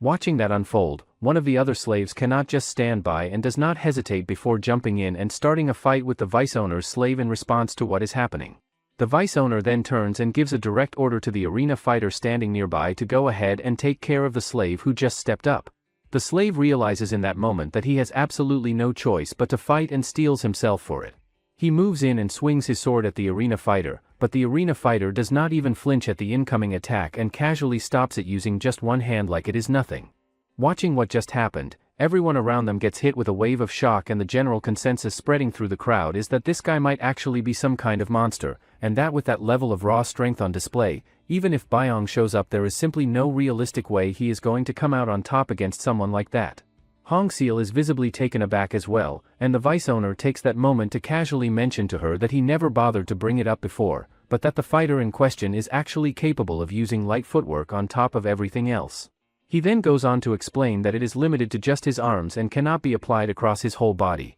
but that even with that limitation it is still more than enough firepower to completely destroy Byong, the fighter she has been putting so much time and energy into developing over all these years. The vice owner then takes things a step further and says that someone like him, a person with a genuine eye for recognizing talented fighters and the practical ability to actually grow and run an arena successfully, is simply far better suited to owning and operating this place than she ever has been or ever will be. Deep down, Hong Seal thinks to herself that she was incredibly naive and foolish when she was first starting all of this out, and that when she was setting the arena up from the ground she needed someone who could handle the people and the politics in her place so she could focus on what she actually cared about. The vice owner had known exactly how to lower his head at the right moments and win people over with his charm and approachability, which made him look like the perfect fit for the role at the time. Hong Seal had trusted her own judgment and gone ahead and made him the vice owner based on all of that, and for a while it seemed like the right call as he ran the arena smoothly and efficiently and helped them grow into one of the more well-known mid-tier arenas in the whole province. At some point, once money started flowing into his hands and his attitude changed, but he brushed it off, thinking that position shares a person. Hong Seal then asks the vice owner why he is not killing her and how he didn't go this far. The vice owner tells her that he is going to make up a story that the owner dies in a slave revolt, and the vice owner takes over. The vice owner also tells her that there is one person who really wants her, and his reputation for how he treats women in private is horrifying. However, Hong Seal says that she already endured a hard life, so she is going to survive no matter what, and when she does, she is going to kill everyone here. The vice owner then turns to his slaves and gives them a cold and direct order to go ahead and kill everyone in the area and to make it as brutal and merciless as they possibly can. With that order given, the arena fighter and the other slaves are immediately thrown into a full-blown violent confrontation with each other. At the same time, Yuan keeps right on going after Byong and continues to attack him with as much brutality as he can put together, not letting up for even a second. Byong's mind is racing through the situation, and the one thing he keeps coming back to is that all he needs right now is a sword,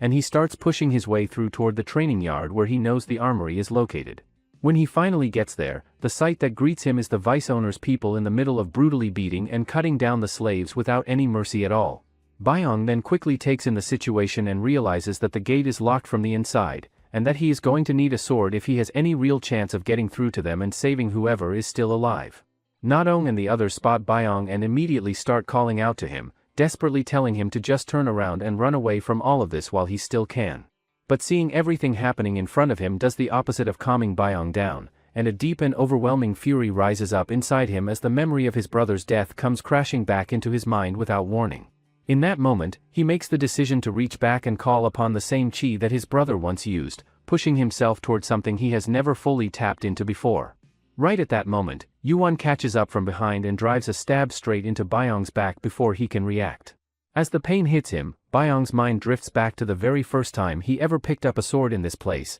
and how the moment he used it he took down his opponent with a ease that surprised even himself, and how it felt in that moment like his entire martial arts had jumped up to a completely new level all at once. That experience had planted a thought in Byong's head that if he trained with weapons he could get stronger at a much faster rate than he ever could going barehanded, and from that point on he sets a clear goal for himself that if he can combine sword work together with both power-boosting chi and body-hardening chi running at the same time, he is going to reach a level of strength far beyond anything he can currently access. Because of that goal, except during sessions of pure physical conditioning, he never once let go of his sword and treats it as an extension of himself at all times. However, no matter how many years go by and no matter how hard he pushes himself in training, like his very life depends on every single session, he still cannot figure out how to access any chi other than the light footwork technique he had already learned as a young child. Dipping back into a flashback, Byong had once asked his brother directly why their training never involves any weapons when picking one up could clearly make them stronger so much more quickly. His brother had sat him down and explained that their father's martial arts were something he developed and built entirely around fighting with bare hands and nothing else. He goes on to explain that the moment a person picks up a weapon, the way their muscles move and engage shifts in ways that are not always obvious, and along with that the natural flow of chi through the body also changes in subtle but meaningful ways that can disrupt the whole system their father had created. Furthermore, he says that in their father's style, they have to feel and control their muscle and chi flow with a bare body, and even the slightest change in that flow is like the difference between heaven and earth. So, that is the reason why they can only learn their father's martial arts barehanded. He also says that their father's martial arts are far stronger than any weapon. Byong then channels his power and uses it to snap Yuan's knife clean in half, and Yuan stands there telling himself that Byong just got lucky and that the knife breaking was nothing more than a fortunate accident. Byong, however, does not let that slide and tells him to stay right where he is and pay close attention, because he is about to show him exactly how much he is going to make him suffer before this is all over.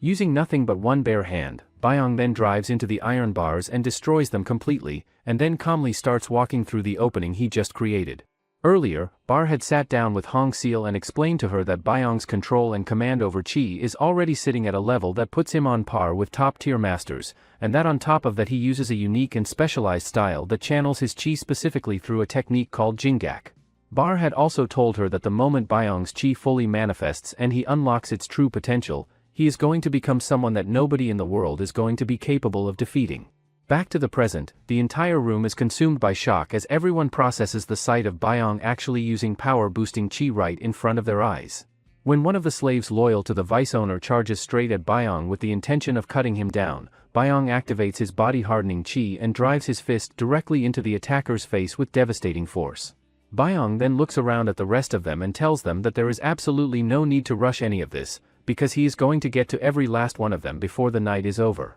The arena fighter that the vice owner brought along still cannot bring himself to fully accept what he is seeing, struggling to wrap his head around the fact that Byong has somehow managed to use body hardening. He thinks through what he knows about it and reminds himself that when someone attacks with body hardening chi fully activated, the impact that lands hits with the same kind of crushing force as the face of a steel mace connecting at full swing. However, he then thinks about what it would mean if someone could actually use both body hardening and power boosting chi at the exact same time, and concludes that if Byong had been doing that, the person on the receiving end of that strike would not just be injured but would have had their head taken clean off entirely. He also thinks about how denting iron bars with nothing but bare hands is something that would require both techniques running simultaneously to even be physically possible in the first place. The arena fighter then settles on a conclusion that gives him some degree of comfort, which is that while being able to use power-boosting chi on top of everything else is genuinely incredible and impressive, as long as Byong is not the kind of monster who can actually run both techniques at the same time,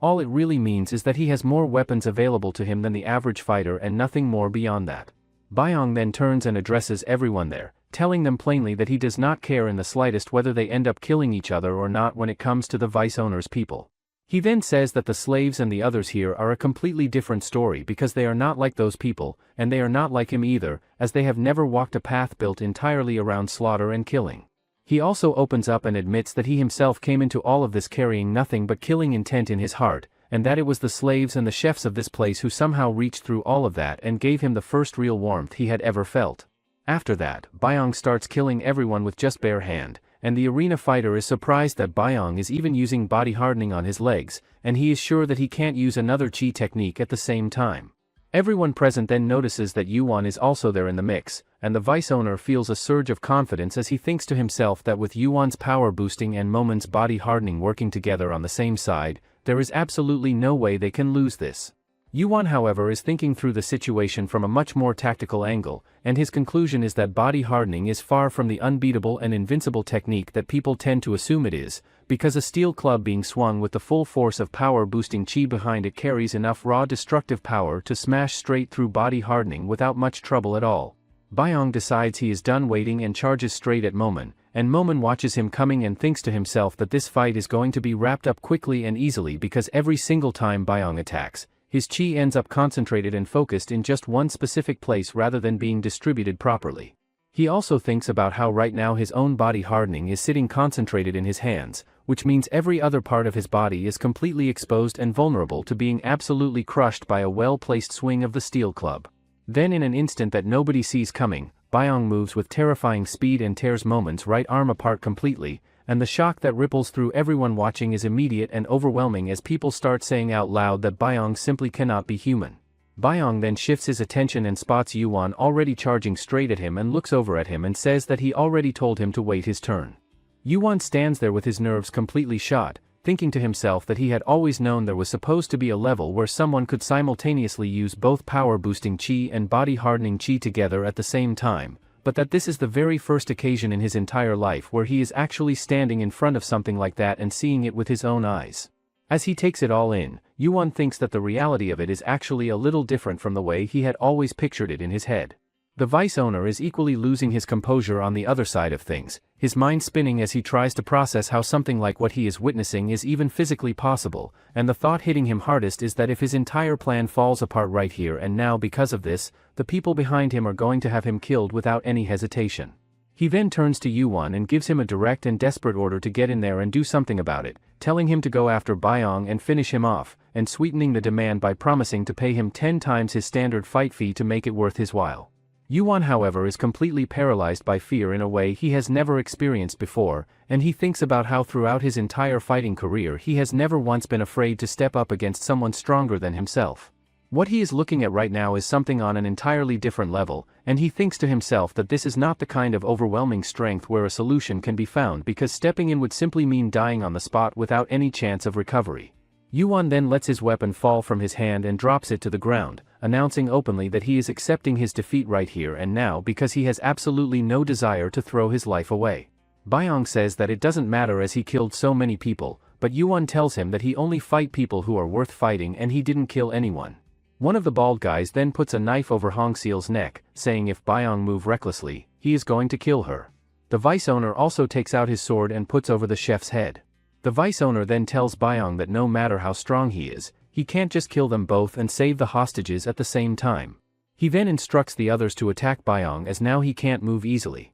Meanwhile, Bar and Jiang are still locked in their fight and both of them continue to put on a genuinely impressive display that keeps everyone watching completely riveted. Bar thinks to himself that if this exchange keeps going the way it is only a matter of time before he ends up eating a hit that he is not going to be able to just shake off. Bar then makes his move and grabs Jiang's arm to send him flying into the wall again the same way he has been doing, but this time it does not work out the way he planned as Jiang uses his other hand to get in and injure Bar before the throw can be completed cleanly. Right at that moment, Bar reaches for his knife and drives it across one of Jiang's eyes in one sharp and precise motion. Seeing that land, Jiang's owner immediately tenses up with nerves because he had already made it clear to Jiang beforehand that letting his guard slip was not something he could afford to do. He also thinks to himself that in most fighters, taking a hit like that to the eye triggers an instinctive freeze response born from the sudden fear of death, leaving them unable to move or react properly. Jiang stands there in that moment and finds himself wondering whether Bar had been working toward this exact outcome from the very beginning of the fight and had been setting it up the whole time. The owner then thinks to himself that Jiang should never have pulled his hand back when he did and should have just kept driving it forward with everything, he had instead of hesitating. After that brief exchange, Bar moves in and takes out Jaeyoung's other eye as well and then draws his knife across Jaeyoung's neck in a clean and deliberate motion, making it absolutely clear to everyone watching that there is nothing weak or past his prime about him whatsoever. The crowd starts talking among themselves and says that at first the two of them looked like they were on completely even footing, but that as the fight went on it started to feel more and more like Bar was sitting just a few steps ahead of where Jaeyoung could reach. Bar however thinks to himself that while it might look from the outside like a comfortable and straightforward win, the truth is that the outcome was decided by the absolute thinnest of margins and could have gone either way in a single moment. He also thinks about how if his strike had been even slightly slower than it was, he would have been the one lying on the ground instead of Jaeyoung. He comes to the honest conclusion that the only real difference between winning and losing in that exchange came down to Jaeyoung's carelessness and overconfidence getting the better of him at the worst possible moment. One of the officials standing nearby is still visibly shaken and thinks that he never expected the fight to end the way it did, and that he certainly never anticipated that Jaeyoung's body-hardening chi would end up being completely outclassed and rendered ineffective right from the very start of things. He thinks about how Bar never once allowed the intimidating nature of body-hardening chi to get inside his head and rattle him, and that even when he was right on the edge of losing he still had the mental clarity and resolve to recognize his window and take it without flinching. In the official's personal assessment, when it comes purely to chi techniques Jaeyoung was the stronger of the two, but in every quality that actually ends up deciding the outcome of a real fight Bar was clearly the one who stood above. However, even after sitting through a fight of that quality and intensity, the official finds that he does not feel much of anything anymore when it comes to being moved or impressed by what he watches. As far as he is concerned, he lost any real interest in Jaeyoung years ago, and that feeling has not changed. When he had gone to pay his respects to an elder who carries influence and authority equal to that of a prime minister, he had been treated as a guest with a level of respect that left a lasting impression on him. But once he saw that man's martial arts, it made sense because that man could shake an entire nation. He was a warrior from Goryeo named Gwangmu. The official then looks at Jaeyoung and thinks about how he was from a poor warrior family, supposedly went crazy and killed his own father during training. They said he would become a deranged killer who enjoyed slaughter, but to his eyes, he was just a kid who found using his strength fun. Meanwhile, on the other side of things, Bar is dealing with the reality of his injury and comes to the unsettling realization that the wound is sitting a lot deeper than he initially thought, which means recovering from it is not going to be a quick or easy process. He also finds himself wondering why none of the overseers have shown up yet given everything that has been happening, because there is not a single scream or any kind of signal coming from anywhere that would explain the complete silence. Back where Jaeyoung is, he finds himself completely surrounded by a group of people closing in on him from multiple directions at once. Hongseil feels a deep sense of frustration and embarrassment at having been turned into a hostage by people she considers absolute trash, and as much as she believes in Jaeyoung's strength she also understands the reality that no matter how powerful he is, saving every single person all at the same time is simply not something anyone can pull off. Jaeyoung on the other hand is barely holding himself together on the inside, because the one thing he absolutely cannot bring himself to accept is watching another person die right in front of his eyes ever again after everything he has already been through. Just as the vice owner moves to execute one of the hostages, Jaeyoung explodes into action and manages to destroy half of the vice owner's body in a single devastating instant before he can follow through. Jaeyoung thinks to himself that he still has to keep pushing and hold out because there are more of them left that he needs to get through and take down before this is over. When Jaeyoung finally turns around to face the rest of them, every single arena fighter and slave still standing immediately drops to their knees and starts begging for forgiveness. The sight of everyone dropping to their knees sends a wave of surprise through the room. Yuan thinks to himself that they are only now beginning to truly grasp the reality of the situation they are in, and that begging for their lives at this point at least gives them the tiniest sliver of a chance at making it out of this alive. Jaeyoung then spots one of the slaves from before standing among the group, and the moment that slave realizes Jaeyoung has noticed him he immediately panics and starts explaining himself, saying that he never actually wanted any part of this but that he was following orders and felt like he had no choice. He goes on to say that he knows he should have done something to stop them or at least try to get in their way and slow things down, but that he simply does not have the skill or the courage that something like that would have required. Jaeyoung studies him for a moment and comes to the conclusion that the guy does not appear to be making any of that up. Jaeyoung then turns his attention and notices the vice owner on the ground screaming and writhing in pain, having lost one of his arms in the chaos of everything that went down. One of the slaves then moves over and begins untying Hongseil, and the moment she gets herself free she snaps into action and tells the chef to go immediately and find a doctor somewhere in the guest room area, and to make sure the granny gets the treatment she needs as soon as possible. She then turns to Nadong and tells him to go get himself looked at and treated as well, but Na-dong says that he does not want to do that right now because there is someone he needs to stay close to at this moment. However, Byung looks around and notices the wounds that some of them are carrying, and tells them all to go get themselves treated and come back quickly so that together they can give their beloved fallen slave the proper and meaningful farewell send-off that he deserves. Hong Seol then reaches down and picks up a sword, gripping it firmly as she walks with steady and deliberate steps toward the vice owner. The moment he sees her coming toward him with that look on her face, he completely breaks down and starts crying, desperately begging her to find it in herself to forgive him just this once and insisting that things were never supposed to go anywhere near this far when it all started. He also admits through his tears that he could never stomach the fact that she kept prioritizing Byung and his development over the actual business of running the arena properly, and that over time he had convinced himself that Byung was nothing but an obstacle standing in the way of what the arena needed to be. Yuan stands off to the side taking all of this in and thinks to himself that judging by the fact that the vice owner had kept Byung sitting as nothing more than a fight slave this entire time, even he clearly had no real idea of what Byung was actually capable of and what kind of potential had been sitting right in front of him the whole time. The vice owner then shifts his approach and tries a different angle, telling Hong Seol that if she is willing to let him live he will give her the full list of every single person who was involved in the plot against her and hold nothing back. However, Hong Seol asks him if he really thinks she didn't knew about it. She says that suddenly a guy asking for a match, that well-backed guest joining him, and the stunt he pulled all made sense. After that, Hong Seol kills the vice owner saying he was an idiot for thinking she would spare him for something that flimsy. Hong Seol then kills the rest of the slaves that took the vice owner's side. Hong Seol then tells Byung to take care of Yuan. Upon hearing what Byung says, Yuan quietly comes to terms with the fact that tonight is the night he is going to die. And as he sits with that reality he thinks to himself that choosing to accept death with dignity rather than dying in an ugly and desperate scramble while clawing for survival is the last real decision that belongs entirely to him and no one else. What happens next however catches him completely off guard, as Byung straight up refuses to go through with killing him, telling him plainly that he cannot bring himself to take the life of someone who is not posing any kind of threat and does not even have the will to fight back. Yuan then shifts his thoughts and figures that Hong Seol is going to be the one to finish him off instead, and the idea of dying at her hand sits so badly with him that he starts thinking he might have to find the will to fight after all just to avoid that outcome. Hong Seol however surprises everyone by saying that they should not kill him, and she backs that up by explaining that based on the way he reacted in that moment, she is fully convinced that a man who had already accepted his own death and made peace with it is not someone who lies. She also brings up the fact that Yuan had made it clear that he only ever goes after people he considers worth fighting,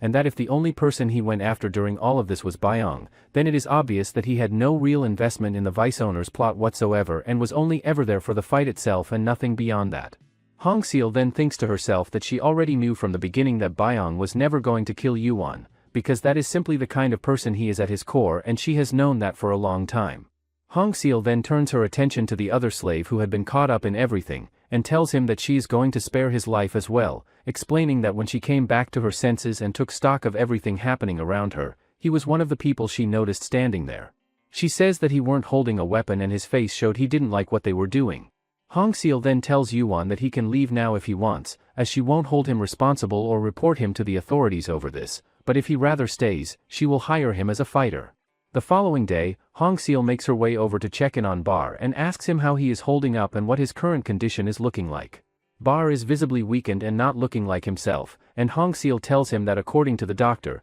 if the wound had gone even the slightest bit deeper than it did, treating it properly would have become an incredibly difficult and uncertain situation. She then asks him whether Jaeyoung turned out to be as strong as she had suspected, and Bar confirms that Jaeyoung had the ability to apply his body hardening across his entire body rather than just specific parts of it, which put him in a completely different category from most fighters using that technique. Bar then brings up the fact that he heard Byung pulled out multiple different chi techniques during the chaos of the night before in order to save everyone, and he reflects on it by saying that he had always had a feeling that Byung's martial arts were going to suddenly explode and reach a new level at some point, but that getting there in a single instant the way he apparently did is something that genuinely amazes him. Bar then tells Hong Seol that even though he has not seen Byung's martial arts directly with his own eyes in their current state, what he is absolutely certain of is that the gap sitting between where Byung is right now and the people that Hong Seol is ultimately going after is still absolutely enormous and cannot be closed overnight. He explains that the men she has her sights set on sit at the very top of the entire arena province,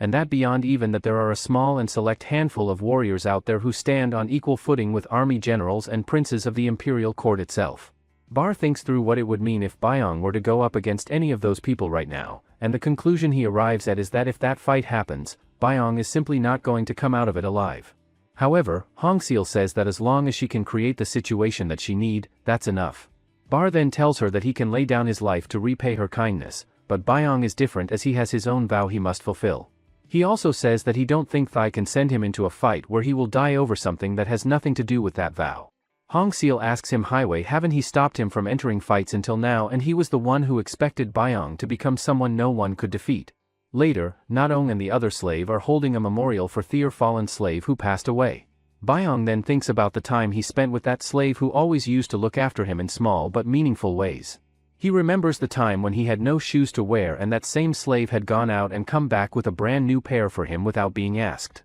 Everyone around them had been completely stunned when they saw that, because this was the same person who refused to spend a single coin on anything for himself on the grounds that every bit of money he had needed to go toward paying off his price so he could get back to his family and home as fast as possible, and yet he had turned around without hesitation and spent it on Byong instead. The slave had looked at everyone's surprised faces and simply told them that whenever he looks at Byong, he is reminded of his younger brothers back home, and that is all there is to it. That same night, all the slaves settle in and lie down together, and someone suggests that they should go around and talk about how each one of them ended up in this place and what their lives looked like before all of this. One of them starts things off by saying that he had already been living as a beggar kid for as long as he could remember, and that as he got older he reached a point where he simply could not stand the self-appointed leader running the beggar gang anymore and made the decision to break away and start living completely on his own. He explains that the winters were genuinely brutal and hard to survive every single year, but that catching birds and rabbits and making his own way through life without anyone telling him what to do had given him a sense of peace and freedom that he had actually come to appreciate quite a lot.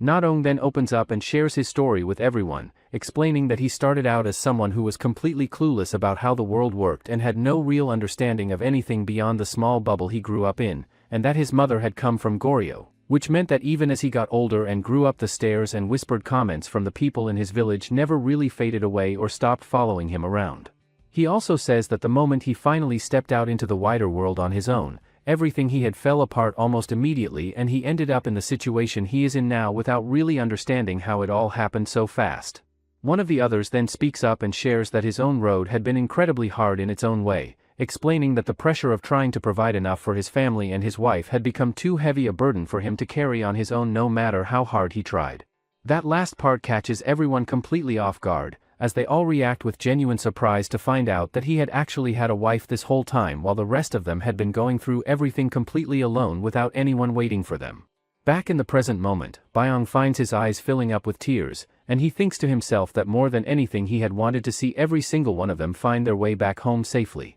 Somewhere else entirely, an official has gotten hold of a doctor who works at Hongseal's arena and is pressing him for information about what he witnessed there. The doctor tells the official that he stumbled across a strange and disturbing corpse completely by accident, and that the entire body looked as though it had been violently torn apart into pieces in a way he had never seen before in all his years of practice. The official stands there and the shock hits him hard as he processes what he is hearing, thinking to himself that for a body to end up torn apart in the way that was described, whoever did it would have to be swinging something with the weight of a steel mace at a speed that is almost impossible to comprehend. He thinks further and works through what he knows, concluding that even at a high level of power-boosting chi, the most a fighter can really do is swing a mace with a light and somewhat controlled force, and that only someone who has reached the absolute top tier of mastery could ever generate enough speed to swing something like that at the kind of insane pace that would cause that level of damage. The official then shifts the conversation and asks the doctor specifically about Byong and what condition he was in when he saw him, and the doctor responds by saying that Byong was dealing with some seriously significant injuries at the time. Back at the cell, Byong is already training despite everything his body has been through, and as he moves he thinks about how without being able to properly use his left side he simply cannot access his full strength the way he needs to, and that no matter what movement or technique he is performing, every single muscle throughout the entire body has to be working in sync and harmony with everything else for it to come together properly. He also thinks through the mechanics of something as seemingly straightforward as a single thrust with the right hand, and realizes that even that requires the legs to stabilize and support the body, the waist to rotate and generate momentum, and the left arm to pull back in order to actually put meaningful power behind it. He also reflects on how in order to pull out the absolute maximum strength that light footwork alone is capable of producing, he had trained himself to feel and consciously direct chi through every tiny and individual muscle in his body without leaving anything out. He also holds on to the belief that once his current injuries fully heal and his movement returns to the clean and precise state it needs to be in, he is going to be able to unleash a level of strength that will not lose to anyone standing in front of him.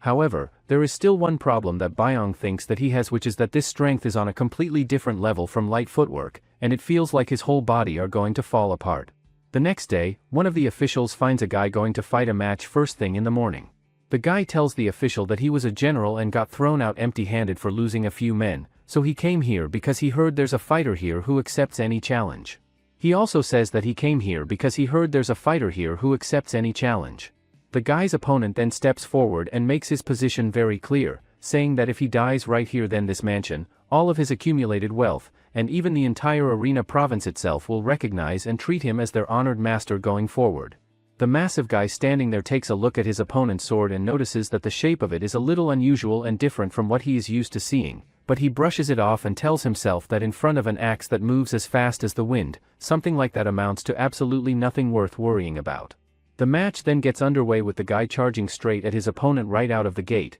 but the rich guy reads the attack and manages to get out of the way before it connects. In the very next instant, the opponent cuts him down and ends it right there, and what becomes terrifyingly clear in that moment is that this person is not just someone who can use power-boosting chi once and let it fade, but someone who can sustain it continuously at a speed that is genuinely horrifying to witness. After the fight concludes, an official steps forward and approaches him with a request, saying that he needs to borrow a warrior who is not officially registered as a fighter and who operates at a top-tier level. The bald guy looks at him and asks him straight up why he would ever agree to let him borrow that particular fighter, and the official explains that there is someone out there who strikes carry enough raw destructive power to tear a human body completely apart, and that is the kind of threat that has been brought to his attention.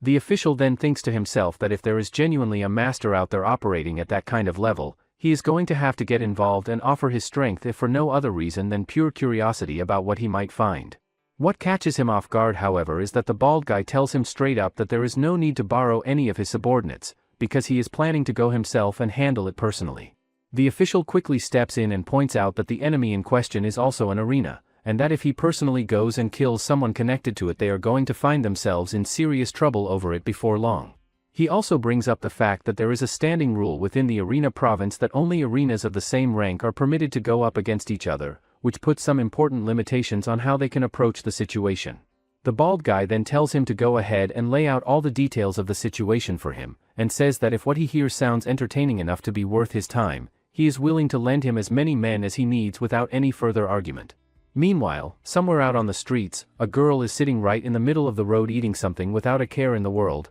and a guy sitting beside her looks over and tells her that she really should find a proper place to sit down and eat instead of doing it out here like this. The girl then asks him why this arena province has more ordinary people than warriors. The girl then says that they should hurry up and find the vice leader, as it's been long since he left the caravan. The guy asks her where she is going to search when she don't even know the location. Sometime later, they arrive at Hongseal's palace to meet her. The maid informs them that she left just a while ago, and she don't know when she is going to be back. In the meantime, Hongseal and Byong are walking outside, and she even buys him some new clothes to wear. She then tells him to keep wearing it until they get around to fixing what he already has, and points out that there is no good reason to go around drawing unnecessary attention to himself when he is outside the arena. Hongseal then finds herself thinking about how she used to take him out with her every now and then when he was younger, but that it has been such a long time since the two of them went out together like this that it almost feels unfamiliar. Byong looks at her and starts to figure out that the reason she brought him out here was because she wanted to ask him something, but then realizes that she is not actually going through with asking it.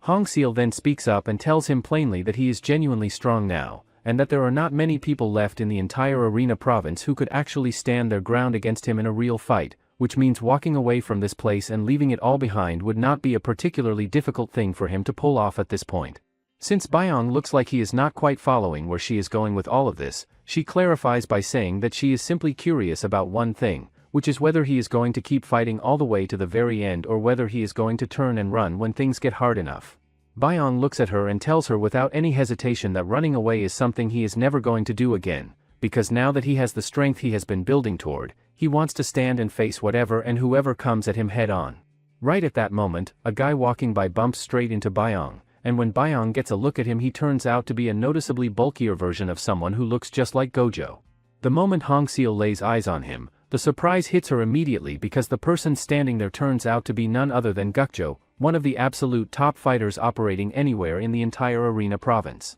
Hong Seol finds herself wondering what on earth he is doing all the way out here, because someone of his reputation has absolutely no business showing up in this particular area. Byung picks up on something coming off of Gukjo that puts him on edge right away, and he thinks to himself that the way this guy talks feels like it is completely soaked in killing intent, and he quietly wonders to himself whether it would even be acceptable to get into a fight out here in the open outside of the arena. Gukjo then turns to the person beside him and tells them not to bother going after someone as clueless as Byung, who by all appearances looks like nothing more than some kid who has wandered in from outside of town and has no idea where he even is. Byung then shifts his gaze and notices that there is a whole bunch of massive and intimidating-looking people trailing along behind Gukjo, and that sight alone is enough to make him genuinely uneasy in a way he does not try to hide. Byung then thinks to himself that when the other person is clearly willing to just walk away and let the whole thing go, there is simply no good reason to push for a fight over it. Hong Seol waits until they are gone and then tells Byung that he got lucky today because if things had escalated any further it would have turned into something very big and very messy very fast.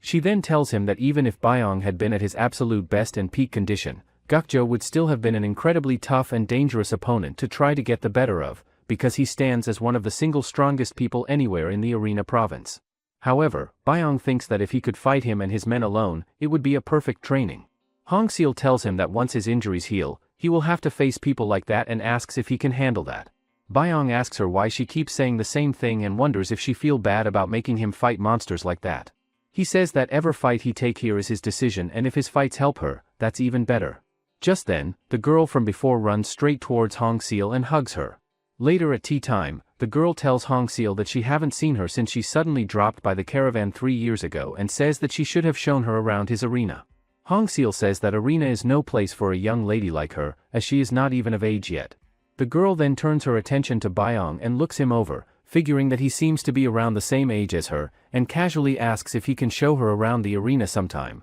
but Hong Seol shuts that idea down immediately and firmly before it can go any further. Byung looks at the girl and says that his own life is a complete mess by any measure, but that she on the other hand looks like she comes from a good and well-established noble household and carries herself like it. The guy accompanying the girl does not take kindly to Byung's comment at all and gets furious, turning to Hong Seol and telling her that he wants to teach this slave of hers a lesson for speaking out of turn like that. Hong Seol however corrects him right away and makes it clear that Byung is not her slave in any sense of the word, but rather the top fighter representing her arena. Hearing that stops the guy completely in his tracks and he finds it genuinely hard to accept, looking Byung up and down and saying that no matter how he looks at him from any angle, he just looks like a completely ordinary boy and nothing more than that. Hong Seol then shifts her attention to the girl and brings up the fact that she has heard she is in the process of learning how to run a caravan operation, and points out that with that kind of education underway, the Arena province is really not the kind of place that should be treated as a casual and relaxed vacation destination.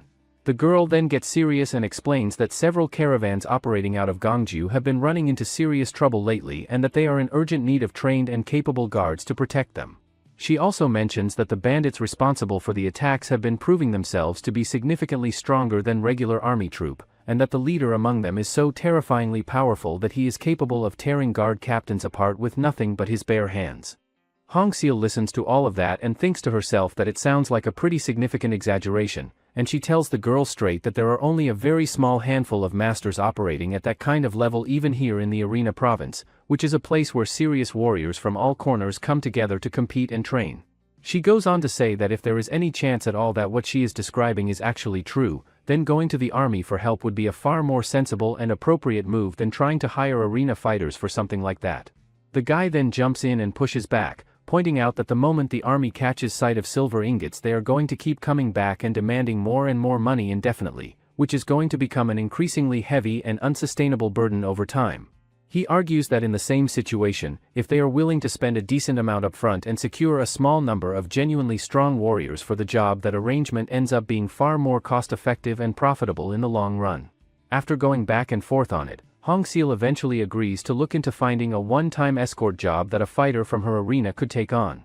The girl then asks hopefully whether Byung specifically could be the one to go with them, but Hong Seol tells her that it is simply not possible right now because he is currently dealing with injuries that have not fully healed yet. Meanwhile, somewhere completely different, a man is sprinting through the middle of a dense jungle with a group of warriors hot on his heels and closing in fast. But the warriors uses body-hardening chi and several others to finally caught him. Before they could listen to him, one of them manages to kill him on the spot. One of them suggests that they should be lying low for a while, but the main guy says that they can't. At that moment, a mysterious guy from Shadows arrives and says that they are moving as a cell system so no one can trace them. He also mentions that he found a good plan that one of the big caravans, the Jiang family trading company, is recruiting fighters. He also reveals that tomorrow he will be joining the Jiang caravan as one of their escort warriors. How long do you think it will take for Byung to fully master all 3 chi techniques and close the gap between himself and the top warriors of the Arena province? Comment Goryeo if you'd like a part 2 of this series. Make sure to like and subscribe the channel for more sports manhwa recaps.